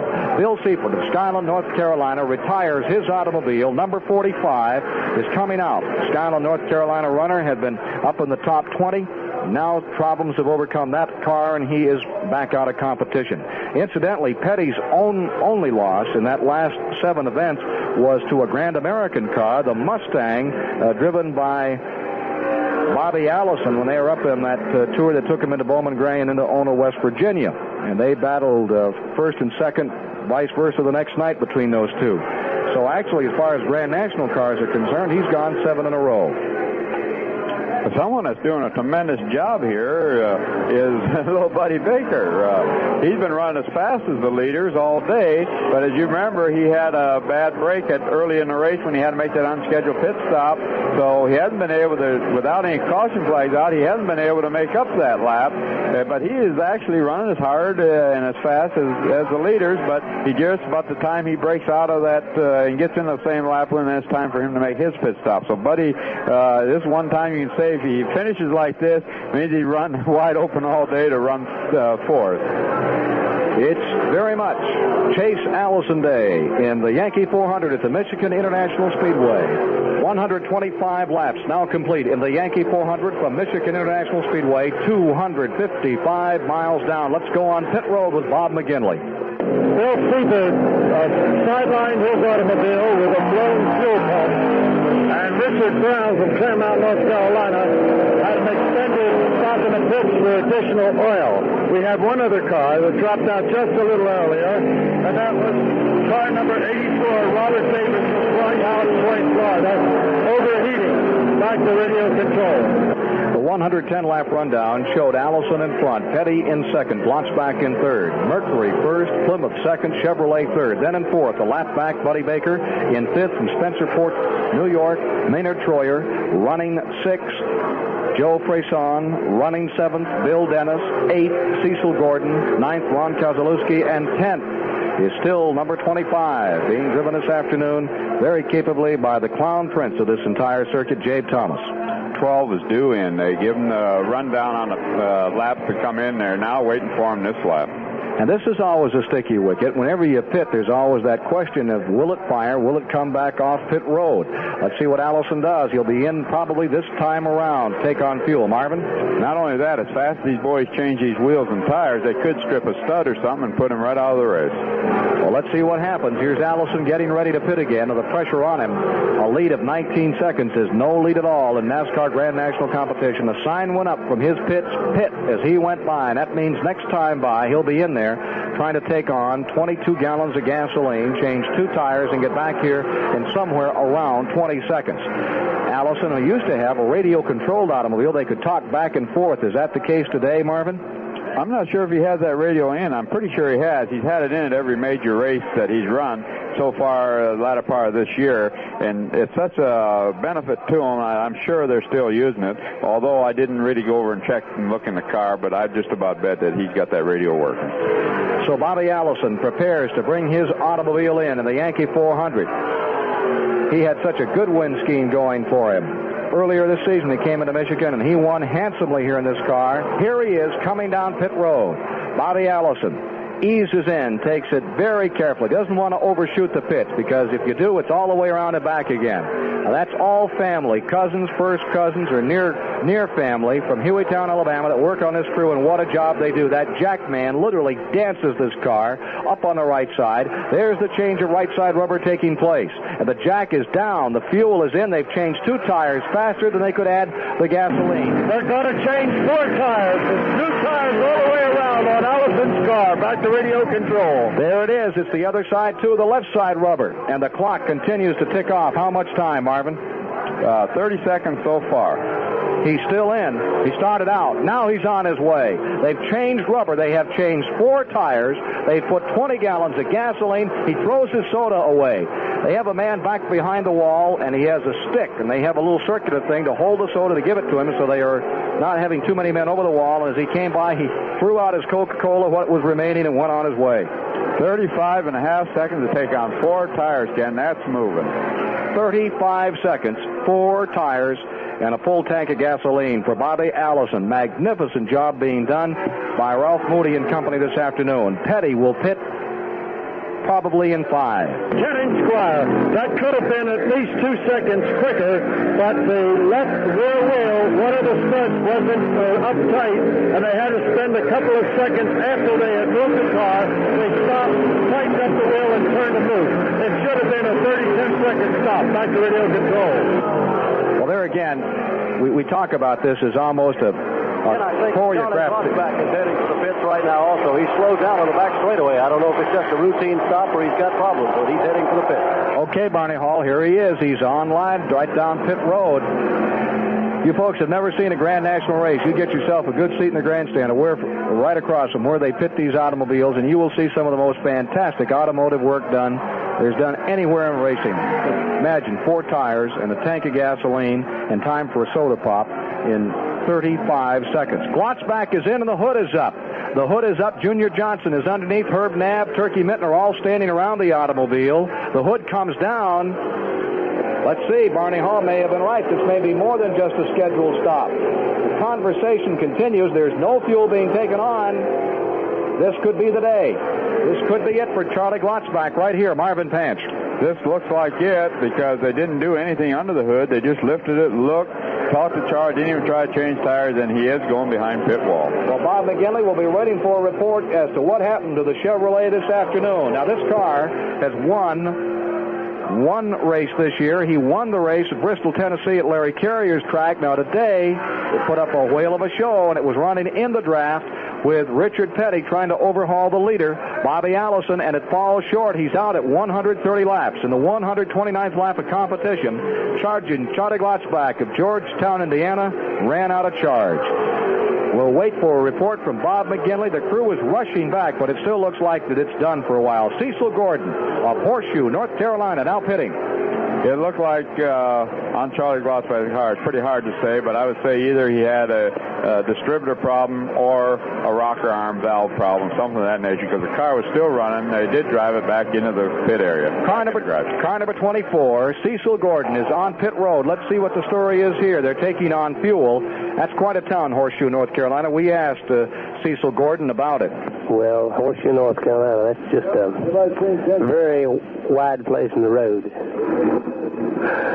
It consists of probably 2 or 3 grocery stores and a post office, and that's about the size of it. And that's where Flash Gordon hails from.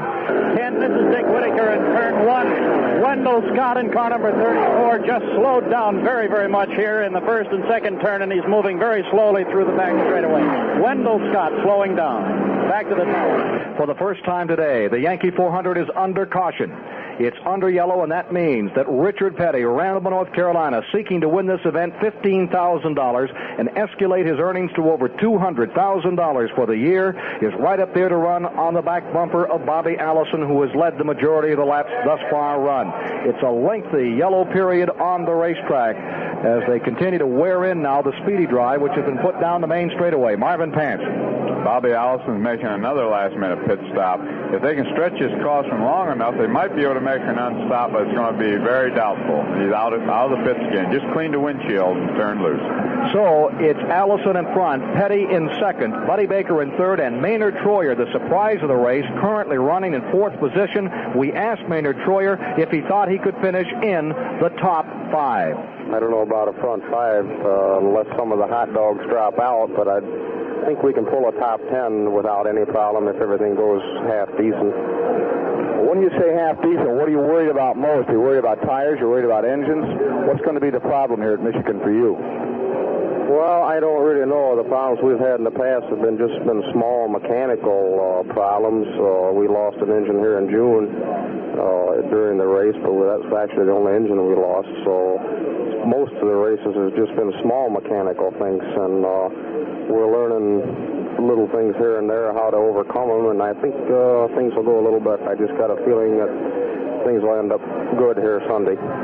They're going well for him right now, and they're just about ready to drop Green back on the field, and we've got a battle upcoming.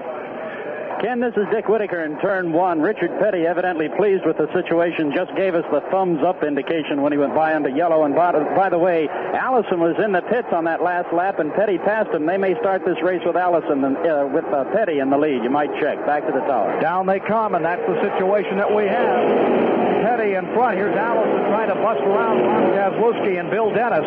He gets around them as they move into turn number 1, and it's a brand-new automobile race. Richard Petty, seeking to win over $200,000 in one season, streaks down into turn number 1. It's Richard Petty really pouring on the gas, but at the same time, Allison is moving up very, very rapidly, and there's only one car separating those two, about 100 feet separating the two cars running first and second as they go down the back straightaway toward turn 3. Petty moving around all the slower traffic, but Allison is really busting out of all the cars back in the field and is now close to about a 15-car length separation as Allison has his sights set on Richard Petty as they come off turn 4. Here's an interesting situation. Right out in front of Petty is Buddy Baker's car. If they lock up on a draft and can pull away, Allison has 2 cars to make up. One of them is Joe Frayson's car, one is Troyer's car as he hustles into turn number 1. Allison knocks down one and goes after Frayson. But Allison is really pouring it on, and he goes high, and he is certainly narrowing the gap between his car and Richard Petty as they move down the back straightaway. They are really flying. Petty barreling into turn number 3 right now, and he's doing exactly what you said, Ken Squires. He's pulled right up on the bumper of Buddy Baker to pick up that draft, but Allison continues to close the gap, so Allison has the power and the handling. He is now close to about a 10-car length separation on Richard Petty as they head for you. Okay, here's the gamble. Will Petty pull out of that draft and try to streak out in front? Here comes Allison trying to pull up. Petty goes to the inside on Buddy Baker. Going down into turn number 1. Petty streaks around his teammate, and Baker will now draft him into turn number 1 as Allison relentlessly chases him down. And they are moving very, very smoothly. And again, as you indicated, it's Petty in the draft with Allison about 5 or 6 car lengths behind him. And this could mean the difference with Petty in the draft and Allison is running all by himself. He's going to have to push all the harder. They're down by you. Richard Petty continues to set the pace, but Allison continues to close that gap. This draft is not helping Richard that much. Bobby has now cut it to about 5 car lengths as they come off turn 4. Down they come into the main straightaway to complete 154 laps. Still moving up is Allison. It's a tight draft. Baker has his front bumper right against Petty's rear bumper at 180 miles an hour as they try to break away from Allison, but no go. Allison continues to pull up in the first turn. But it's obvious that Allison has more than Petty has because the gap is now only about 3 car lengths. And Allison continues to narrow that gap. So apparently Allison has more than Petty, but we'll have to wait and see. They're down by you, Barney Hall. Bobby Allison is now close to about a 3-car length separation. He's moving right up on the bumper of Buddy Baker. He closes to 2. He's less than a car length back, swinging to the outside. He is about a car length behind Buddy Baker as Baker fishtails a little bit. What a battle for the lead. Allison drops to the inside. He pulls up on Baker. He goes for Petty. Down the main straightaway they come. Petty flush against the wall. And now flanking Baker is Allison. Allison gets him. He goes for Richard Petty in turn 1. And now Allison up alongside of Petty. But now dropping back. Petty has the lead as they move around turn 2. Baker right behind the others, the old 2 cars. But it's still Allison right on the tail of Petty as they move down the back straightaway. Well, that battle is continuing as they come into turn 3. Here's Allison on the inside. Bobby's going to shoot that Mercury around Richard Petty, or is he? He's about a half a car length on him. Here's Petty back in front, and Allison drops back as Baker comes up to ride right on him. What a battle for the lead. Allison rides less than a car length back as they come off turn 4. Lap 159 is being worked, and it's a door-to-door duel down the backstretch. Allison on the outside. Petty is on the inside. And Buddy Baker runs flat behind him as they come into turn number 3. Bobby Allison shoots the Merc to turn 3. Allison in the lead. Petty rides just about a car length back, and then Baker makes it a 3-car battle as they come off turn 4 with Allison in the lead. 159 laps complete of 197. When they come by this time, it is Allison in front. Baker riding right behind Petty as they have an automobile sandwich in turn number 1. The middle car remains Richard Petty's number 43. Petty dropping back just a whisker in that first turn. Tim, this is Dick Whitaker in turn 1. As Richard Petty went through turn 1, he belched a huge ball of fire out the exhaust. I don't know what it means, but it didn't look good from here. Incidentally, indication of the speed of these cars. They're a full straightaway away from the rest of the field after only a few laps since the end of the yellow. Now back to the tower. Marvin Panch. It might be that he has a slight exhaust manifold leak or something of that nature. We've seen it from here, too. It definitely did belch something out the exhaust. Michigan International Speedway, Yankee 400, the battle up front, and it's Allison in the Mercury, Petty in the Plymouth, running it out for a finish here today with Buddy Baker, the third-place car, and all 3 cars locked up in a strong draft out of turn number 4. As they're running, Allison in front, Baker in second. Rather, Petty in second, Baker in third, Maynard Troyer running fourth, showing fifth, Bill Dennis, showing sixth, Joe Freyson, seventh, James Hilton, running eighth on the field, Cecil Gordon, ninth, Jabe Thomas, 10th, Ron Kazelewski, 11th is the rookie Walter Ballard, who's doing very well today again, the Texan. Running 12th is Neil Castles of Charlotte, North Carolina. 13th, Tommy Gale from Pennsylvania. 14th is the Anniston, Alabamian, Roberts. Running 15th is Marv Acton. Going 16th is Ben Arnold. The 17th runner is Richard Brown. 18th is Elmo Langley. Here come the leaders down out of turn number 4, and they're door-to-door and side-by-side to complete lap number 163. Petty trying the inside route as they try to move around Bobby Allison. Into the first turn they travel with still Allison in front, now moving back up, and in between the first and second place cars is a third place car. Buddy Baker's number 11, and Petty runs about 3 car lengths behind those two as they sail down into turn 2. It looked for a moment as if Petty had broken the wind resistance of those 2 cars. I don't know what's going to happen, but it appears now as if Baker is going to challenge Allison to try to move back into the same lap. We'll have to wait and see. Barney, maybe you can see them up there. Well, right now, Allison just keeps that Mercury out front, and Buddy Baker rides right on his bumper, and Richard Petty is riding right on the bumper of him. So it's the tightest 3-car draft you're ever going to see anywhere. That's the way they've been running for the last couple of laps. Back to you, Ken. Still tight together, reviewing more of the positions down. The 21st position is Frank Warren. 22nd is J.D. McDuffie. 23rd in the race is Ray Williams from Chapel Hill, North Carolina. 24th is George Alfati. Running 25th on the field is Bobby Mosgrover from Tipton, Iowa. Running 26th on the field is car number 26, Earl Brooks. And 27th is Bill Champion in car number 10, Marvin Panch. The Petty pit crew just gave Buddy the signal, back her off, let Richard go after him. So that's exactly what's happened down the backstretch. He moved over and let Richard go chasing. That's how they come out of turn number 3. Allison using up the outside of the racetrack now, and a lot of it as he comes by. Here's Bobby Allison, and there are 2, 4, 6, 8, 10 automobiles, all in a cluster. Lapped automobiles would still have to run on in just about another lap.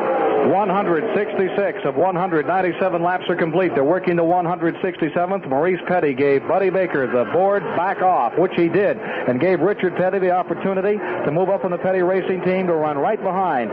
Baker, you know, is a lap down. He is in third place, a full lap behind the first and second place runners, and they want Petty to challenge for the lead. They're in heavy traffic. They're given the lap flag, these slower cars, to move over. And as they go into turn number 1, the traffic is really rugged. But the slower cars do move over very nicely, and that great red and gold car, the Coca-Cola Special of Bobby Allison, moves down to the outside. Now Richard Petty moves down on the inside to try to challenge. He's up door to door with them. They're 3 abreast as they move down the back straightaway, and Richard Petty, I believe, has the lead. We'll check with Barney Hall. Richard Petty has got the lead. He just swings that Plymouth around Bobby Allison, and Bobby rides about a car length behind right now. So Richard Petty has put the Plymouth back in the lead in the Yankee 400 as they head for you, Ken Squires. Half the crowd stands up, and the other half just shove their hands further into their pockets. This is a partisan crowd one way or the other. In the main straightaway, Allison challenges. He goes down the inside, rips around Richard Petty, and retakes the lead at turn 1. He certainly does, but Richard Petty isn't going to give up that easy. He moves up on the outside of them, and they're still door to door. Petty hasn't given up. Now he's back down and moves down in the inside, and I believe he's going to threaten again as they move down the back straightaway. These cars are nip and tuck, and it looks like a repeat of last June in the Motor State 400. Here's Barney Hall. Unbelievable racing here on the high banks at Michigan. Petty pulls right up on the bumper of Bobby Allison in the Coca-Cola Mercury.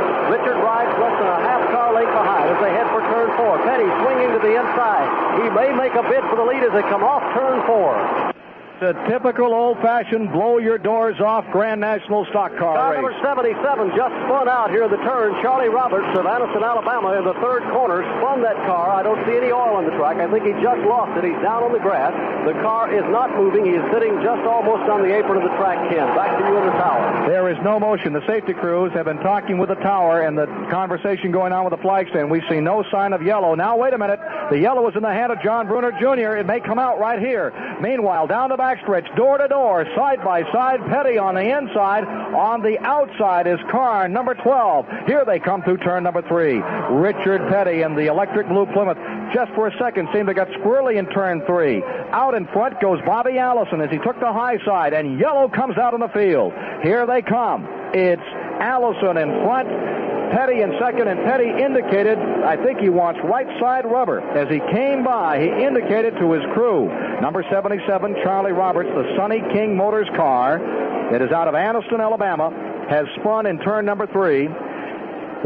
The car is down on the inside safely, but it is not running. And they feel it's in a precarious position, so they've brought out the caution to move Charlie Roberts' automobile. As the field continues to whistle at better than 180 miles an hour, average speed around 157 miles per hour for the Yankee 400 from Michigan International Speedway. Talk to your favorite NASCAR driver every Tuesday night on NASCAR Live with your host, Eli Gold. You're on NASCAR Live with our guest, Jimmy Johnson. Hi. Good evening, Jimmy. Good evening, sir. What a pleasure to talk to you. Think of Earnhardt, Petty, all the greats that have been in the sport. 61 years that NASCAR has been around. It hasn't been done. Call in at 1-800-2NASCAR or email your questions anytime to NASCARlive@MRNradio.com. Nicole in Wisconsin has sent us an email. NASCAR Live, Tuesday nights at 7 Eastern on MRN Radio. With 170 laps completed, the 1971 Yankee 400 was under caution for just the second time that afternoon when Charlie Roberts spun his own car down into turn 3. The race leaders were on pit road to make final adjustments before the run to the checkered flag. Let's rejoin MRN Radio's Ken Squire at Michigan. Richard Petty, Randall, North Carolina, is on pit road. He has changed right side rubber. He is now changing left side rubber. It's a tire change all the way around on the Petty Plymouth. He is back underway. Marvin Panch 39.5-second pit stop for Petty, taking on 4 tires. Bobby Allison had a 20-second pit stop. He only took on the 2 right side tires. And while all this was going on, Buddy Baker beat them both out. Did Buddy get a chance to make up that lap, Marvin? Because they're under the caution, no. I don't believe he got a chance to make it up. We'll have to wait and see here just what happened. He's coming around. The entire field is back. And now remember, this still keeps Petty and Allison in the same lap battling for the lead. They're under caution. They pull up on the pace car running at a very slow clip, about 100 miles an hour. And they'll be getting ready to take green, I would say, very shortly. Petty will have a little bit of advantage by taking on fresh tires on the left side. He should handle just a little bit better. Although if this caution stays on, we may see Allison come right back in and also take on left side rubber. Here's the car that had trouble. Charlie Roberts' car has been fired and has come down pit road. John Bruner Sr. is down here with a yellow flag. It's Petty and Allison in a tremendous duel. They had a great duel on a short track the other night. Now, in fact, 2 great duels. They had one at Ono, West Virginia. Had another one, Bowman Gray, Marvin? And both of those were tremendous fights. Now today, they're at it again, those 2. We asked Richard Petty about this race at the Yankee 400. I think we should have a little bit better chance this time than we did before. I still think that the Mercury's probably a half a second quicker, which is a couple of 3 mile an hour down the straightaways. But there's not but one of them this time. There was 2 of them last time. But they've got the wedge engine working real good in the Chrysler cars, and we're running about a half a second quicker than we did up here in the spring. And this definitely will be able to, hang on to what's in front of us. So the deal is that it's 400 miles. It's pretty tough on the car and driver. And just like any race, it's if you got a good car, you just depend then on making sure that it stays in the race and that you're around when it's over. That's Richard Petty, trying to win for the first time at the Michigan International Speedway. One of the all-time greats of automobile racing if there ever was one. Not only has he risen to the top, but he has stayed on top. 4 times he's won Grand National title. Looks that way anyway at this point. He's won Daytona 3 times. First man to ever do that. We asked him about this business of staying on top. Well, not particularly. I think I give credit more for our organization being on top more than I do for myself, because I think that even when my father run, he started in 49 and he stayed, I guess, as close to top as anybody did all the time he run, and I've been real fortunate that I've done good too. But I think that this has got to go back to more than him driving or me driving. Is the idea that we've been able to keep some good boys working for us, and we've been lucky enough to have good sponsors most of the time, and just a real good combination, and that's what's kept us on top. Richard Petty, whose motto is, "You may give out, but you never give up." Right now, he is running in second position to Bobby Allison. Allison, this tremendous runner from Alabama, one of the great stars of NASCAR Grand National competition. And he gets a chance to kind of race at home. He lives in Hueytown, Alabama, not too far from the Alabama International Motor Speedway, where they'll get it on next Sunday in the world's fastest motor speedway.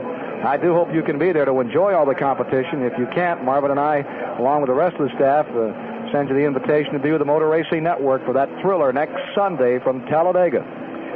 The field will be taking green this time.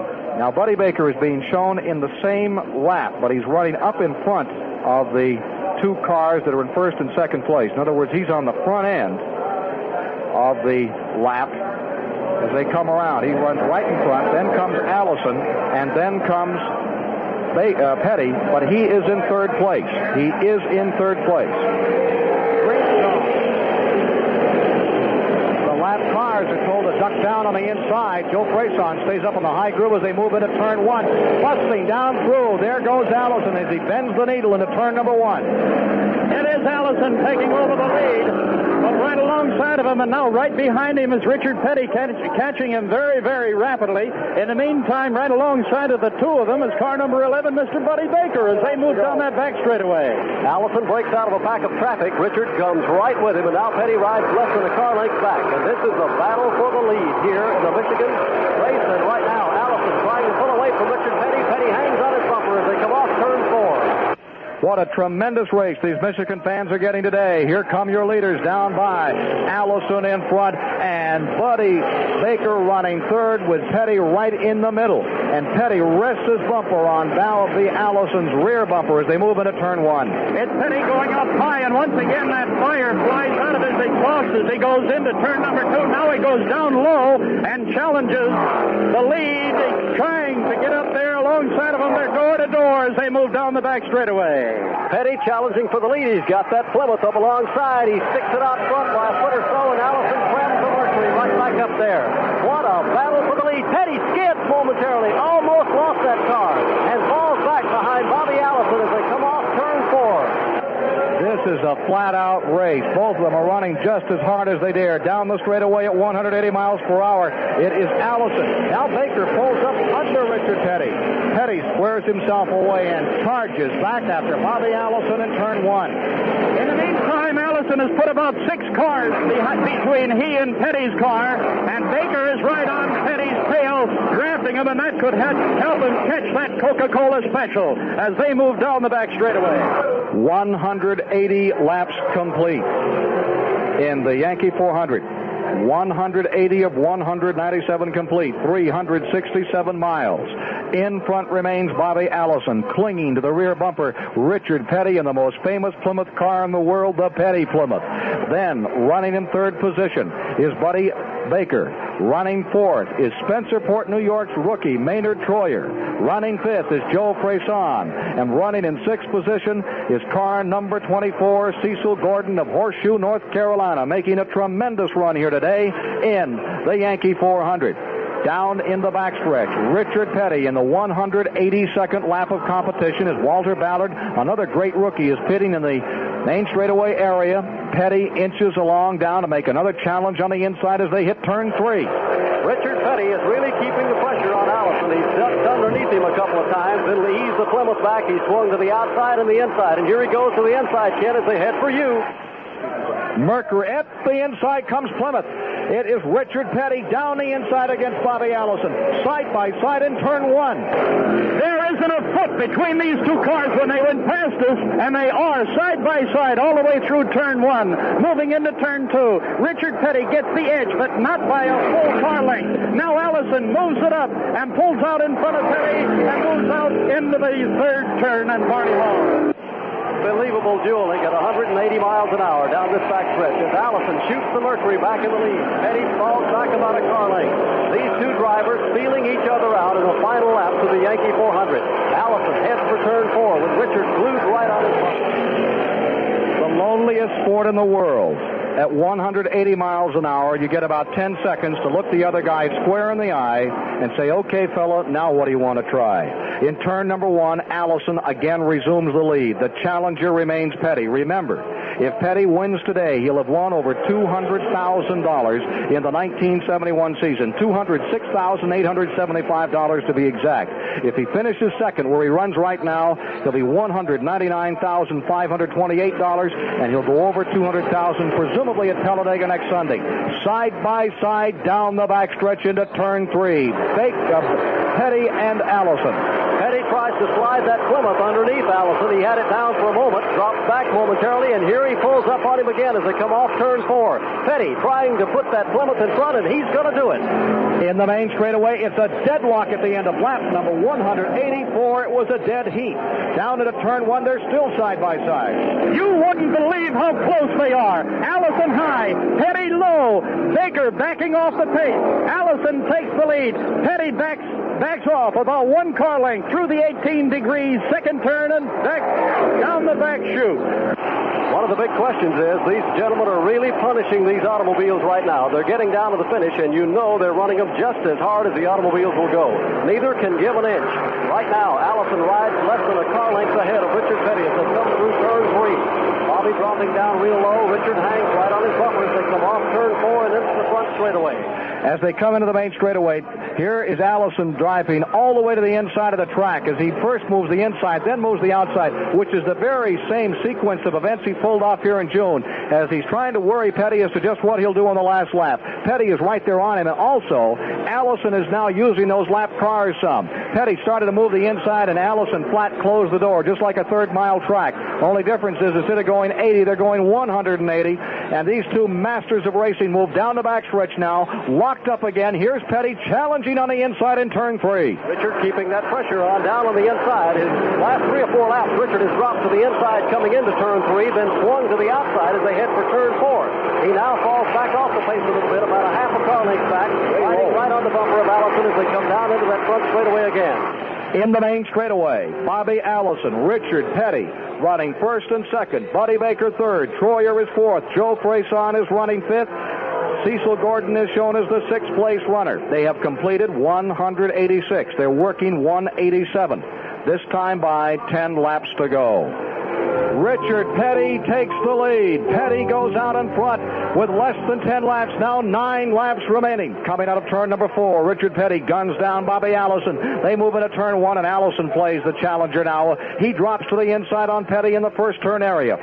Petty's hanging on to that lead, going high as he usually does through these 2 turns. In the meantime, Allison has dropped now 1 car length behind Petty. The 2 of them negotiating the second turn in fine order and move down the back straightaway. Richard might have just faked Allison out here a moment ago. He'd been swinging to the inside, and when he took the lead, he went to the outside to get around Bobby Allison. But here's Allison coming down on the inside on Richard Petty right now. Allison moves the Mercury up even closer and closer as they head to turn 4. Bobby trying to get on the inside of Richard Petty. He can't do it as they head for you, Ken. Richard Petty seeking his 136th Grand National victory, more than twice anyone else has ever won. And Bobby Allison seeking his 25th victory. He's 13th in career all-time victories on the Grand National Circuit of NASCAR. Allison dips to the inside in the first turn. I don't know whether Allison is just content to stay back there or not, but twice he's come down low and tried to get past Petty and was unable to do so. Once again, Allison goes down low as they come out of the second turn and head down the back straightaway, but Petty hangs on to the lead. Richard Petty keeps that Plymouth out front, but the question is, can he keep it out there for that checkered flag? Allison keeping the pressure on as they come into turn 3. Bobby rides about a car length back. Petty in the lead. Allison closes it up to about a half a car length, and that's the way they leave turn 4. 10 slower cars in front of them. Old Blue, the Petty Blue Plymouth comes by with 7 laps remaining. Allison right on his rear bumper, squarely looking him in the rear view mirror as they move into turn 1. I wouldn't have believed it if I hadn't seen it. These 2 cars are glued together. Now Petty goes pretty high. Allison stays down in the middle of the groove. Petty drops down in the middle of the groove, but they still stayed glued to each other, but still that blue Plymouth is out in front on the back straightaway. Richard Petty, 180 miles an hour down the back straightaway with Allison riding less than a half a car length back. They've been feeling each other out for the last 10 or 12 laps, coming up to the finish in the Yankee 400. Petty rides a little high. Allison runs the Mercury underneath, trying to get around as they head for turn 4. As they come out of turn 4, they're into the heavy traffic. They move up on it rather gingerly. The first car they will overtake will be the car all the way out back, Richard Brown of Claremont, North Carolina. He drops to the inside, and in the first turn, the confrontation will take place. 2 fearless drivers. You can't mark either of them a point down as far as bravery is concerned. Both very sensitive to what it takes to win, and both have the courage to flail fenders if they have to pull this $15,000 victory out of a $75,000 purse today.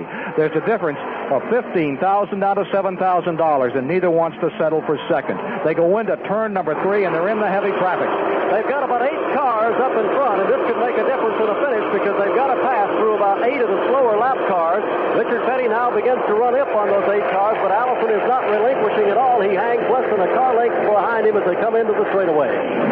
Again, now these 2 have competed on short tracks and torn each other up. They just had to take the sheet metal off and throw it away after their last 2 events on short tracks, and they're right back down to a short track finish on a super speedway this afternoon. They wheel around the first turn through that heavy traffic, Dick Whitaker. Yes, sir, and they make it past that heavy traffic in very fine order, without any hold-up whatsoever. Now they pass the front car of all of that traffic, and they're all by themselves on the straightaway heading towards turn 3. Well, I don't think there's a driver on this speedway out there in the other automobiles that doesn't know what kind of a battle is going on, and they're all moving over and giving Richard Petty and Bobby Allison all the room in the world. And what a show they're putting on as they come off that fourth corner with Richard Petty in the lead. With 4 laps to go, it's still Petty in front.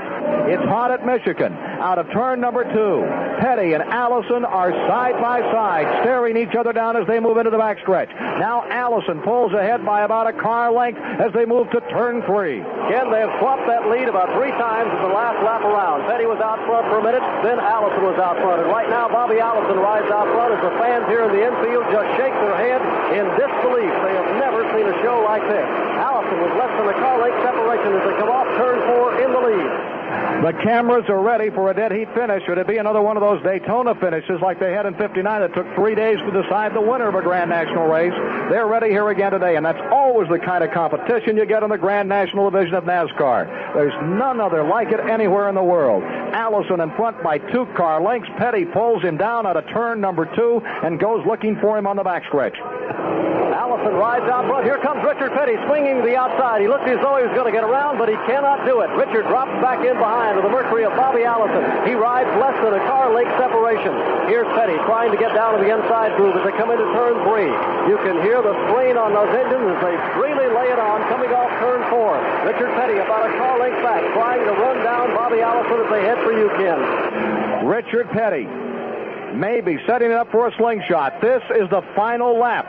Barney Hall, can you check that equipment to bring it up just a little as they take the final lap into turn number 1, Dick Whitaker? It's still Allison, but Petty is right on his tail. It's only about a half a car, about 3 or 4 feet separating them, and it's Petty down low as they move down the back straightaway, and he can't catch him, and they move towards Barney Hall. They've got a wide open field with Allison in the lead. Here's Petty.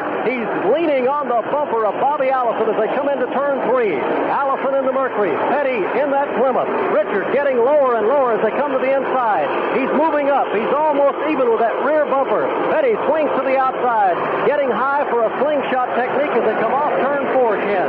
At the finish line, the winner is going to be Bobby Allison. In front of the crowd, but Allison waved as he came across the finish line.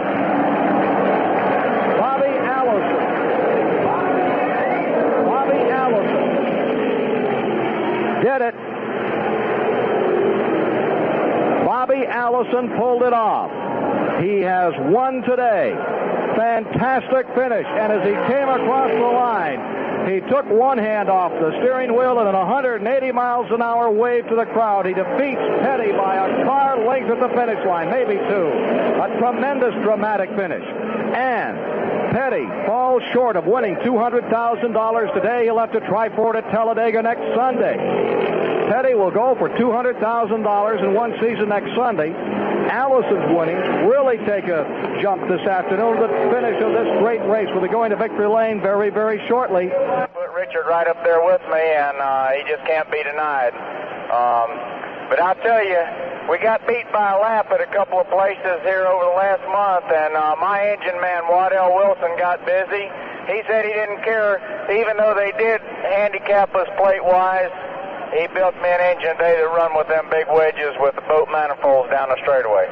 If that last caution hadn't gone there, Bobby, do you think you could have made it all the way? Were you going to try it all the way after that last pit stop? Yeah, we could go that far.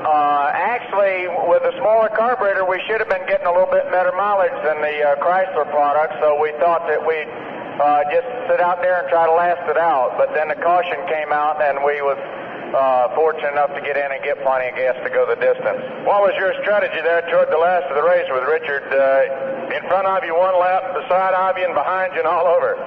Well, I don't know. I just didn't want to use the car up, and I wanted to be real careful not to get together with them, and bend either one of the cars up any.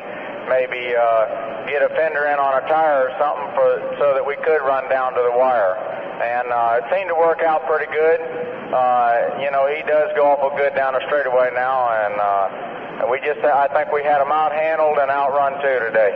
Last time you won a race, you started a streak. The last streak you started, you made it 5 in a row. You going to get another streak going here, Bobby? Well, I'd sure love to, but that's a difficult thing. You got some awful top-notch competition in NASCAR. Like Pete Hamilton early in the race really ran good. In fact, I did hate to see Pete go out that early. But it's a tough thing to do to win any amount in a row in NASCAR. How about the drafting out there this afternoon? Well, that's the name of the game here. Congratulations. I know you want to thank a lot of people. We'll move out of the way and get the Here is General Manager. That is Hal Hamrick down there in Victory Circle, and it's a conglomeration of fans, enthusiasts, photographers, industrial people who all want to get their picture taken with a champ. And it's Bobby Allison, who has done it twice, and both times this season in tremendous dramatic fashion. He had to fend off challenges by Bobby Isaac the last time here to win by 6 feet. Today he wins by 2 car lengths over Richard Petty, and Petty looked like he was really setting him up. Looked like he was just getting him set up to throw a right hook at the finish line, but it never came. We certainly want to thank Frank Wiley from Dodge for the tremendous help he's been this afternoon in bringing you the Yankee 400. We're getting a rundown for you very shortly as to how they came across in the top 10, 15 positions. Richard Petty taking second place today brings his earnings for the year to $199,528, which is $472 short of the $200,000 mark. So if he can go to Talladega, Alabama and pick up $472, he'll make $200,000, and that comes in the month of August with still a lot of competition remaining this season. The win today, an excellent one for Bobby Allison, and let's hope it starts another win scheme for him. It brings his earnings this season up to $149,815 on the Grand National Circuit, and that doesn't include all those late model sportsman races which he has won. $149,815 in purses earned by Bobby Allison thus far this year.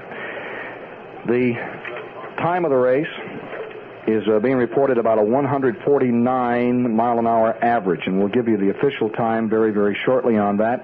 There were 2 caution periods in the course of the race. There were no real wrangles on the track. One car, Charlie Roberts of Anniston, Alabama, did a 360 up in turn number 3, spun down to the inside. They went out and fired the car up, and he was able to continue. Among the good finishes today, the strong finishes, was this finish by Maynard Troyer, the Nagel Ford. Now remember, Troyer is the boy who rolled over 18 times at Daytona back in the 500 in the early going, about the 12th lap. He came back at Atlanta, ran there. He's run most of the super speedway events. He's trying for Rookie of the Year honors, and his major contender is Walter Ballard of Houston, Texas, and Ballard also had a very good day. We haven't got the complete rundown. We're waiting on it, but I think he'll finish around 10th or 11th today as the competition is intense between those two. And then an excellent finish was turned in by Joe Freyson from Golden Valley, Minnesota. This big hulking race driver, a very friendly guy, a bear of a man. He can manhandle any kind of machinery, and today he manhandled that Dodge up into 5th position before it finally came down, finishing 3 laps off the pace. He and Troyer were running in the same lap when the checkered flag flew at the end of the event. The win today by Bobby Allison brings to 26 his career winnings and will tie him with Rex White, Fred Lorenzen for 11th place in overall Grand National career victories. Just outside the top 10, and the way he's going, he may move into the top 10. The 10th man currently is the late Fireball Roberts with 32 Grand National victories in the national standings of NASCAR. From Michigan International Speedway, this is the Motor Racing Network. This win made Bobby Allison the first driver in history to sweep both victories in one season at the Michigan International Speedway. It would also give him 7 wins on the season, a number that would assure him the points lead by today's standards, but not so compared to Richard Petty's 16. And this was only August. By the end of the 1971 season, Allison would collect 11 victories, while eventual champion Richard Petty earned 21.